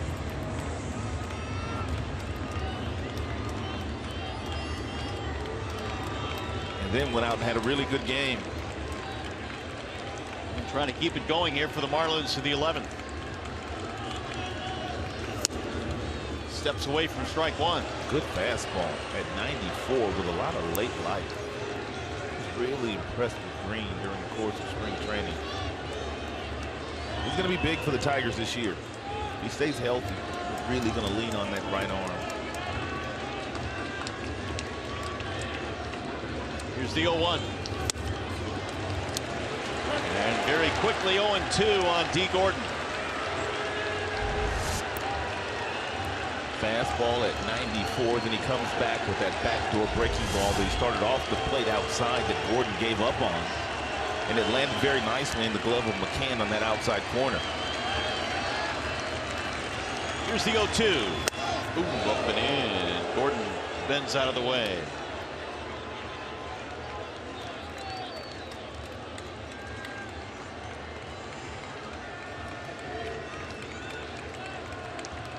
Anibal Sanchez in game 2 tomorrow. Jose Fernandez will go for the Marlins. And it's back home opening day Friday at the ballpark. Here's the 1-2. The chopper slowly towards second. Kinsler. And the Tigers will win on opening night. It took a while, but they will take the win for sure. Some bonus baseball tonight from Miami, but in the end, the Tigers get a run in the 11th and hold on to win this one. 8-7. 5th consecutive opening day win for the Tigers. Kinsler had a big night. Tigers gonna win. We'll be back.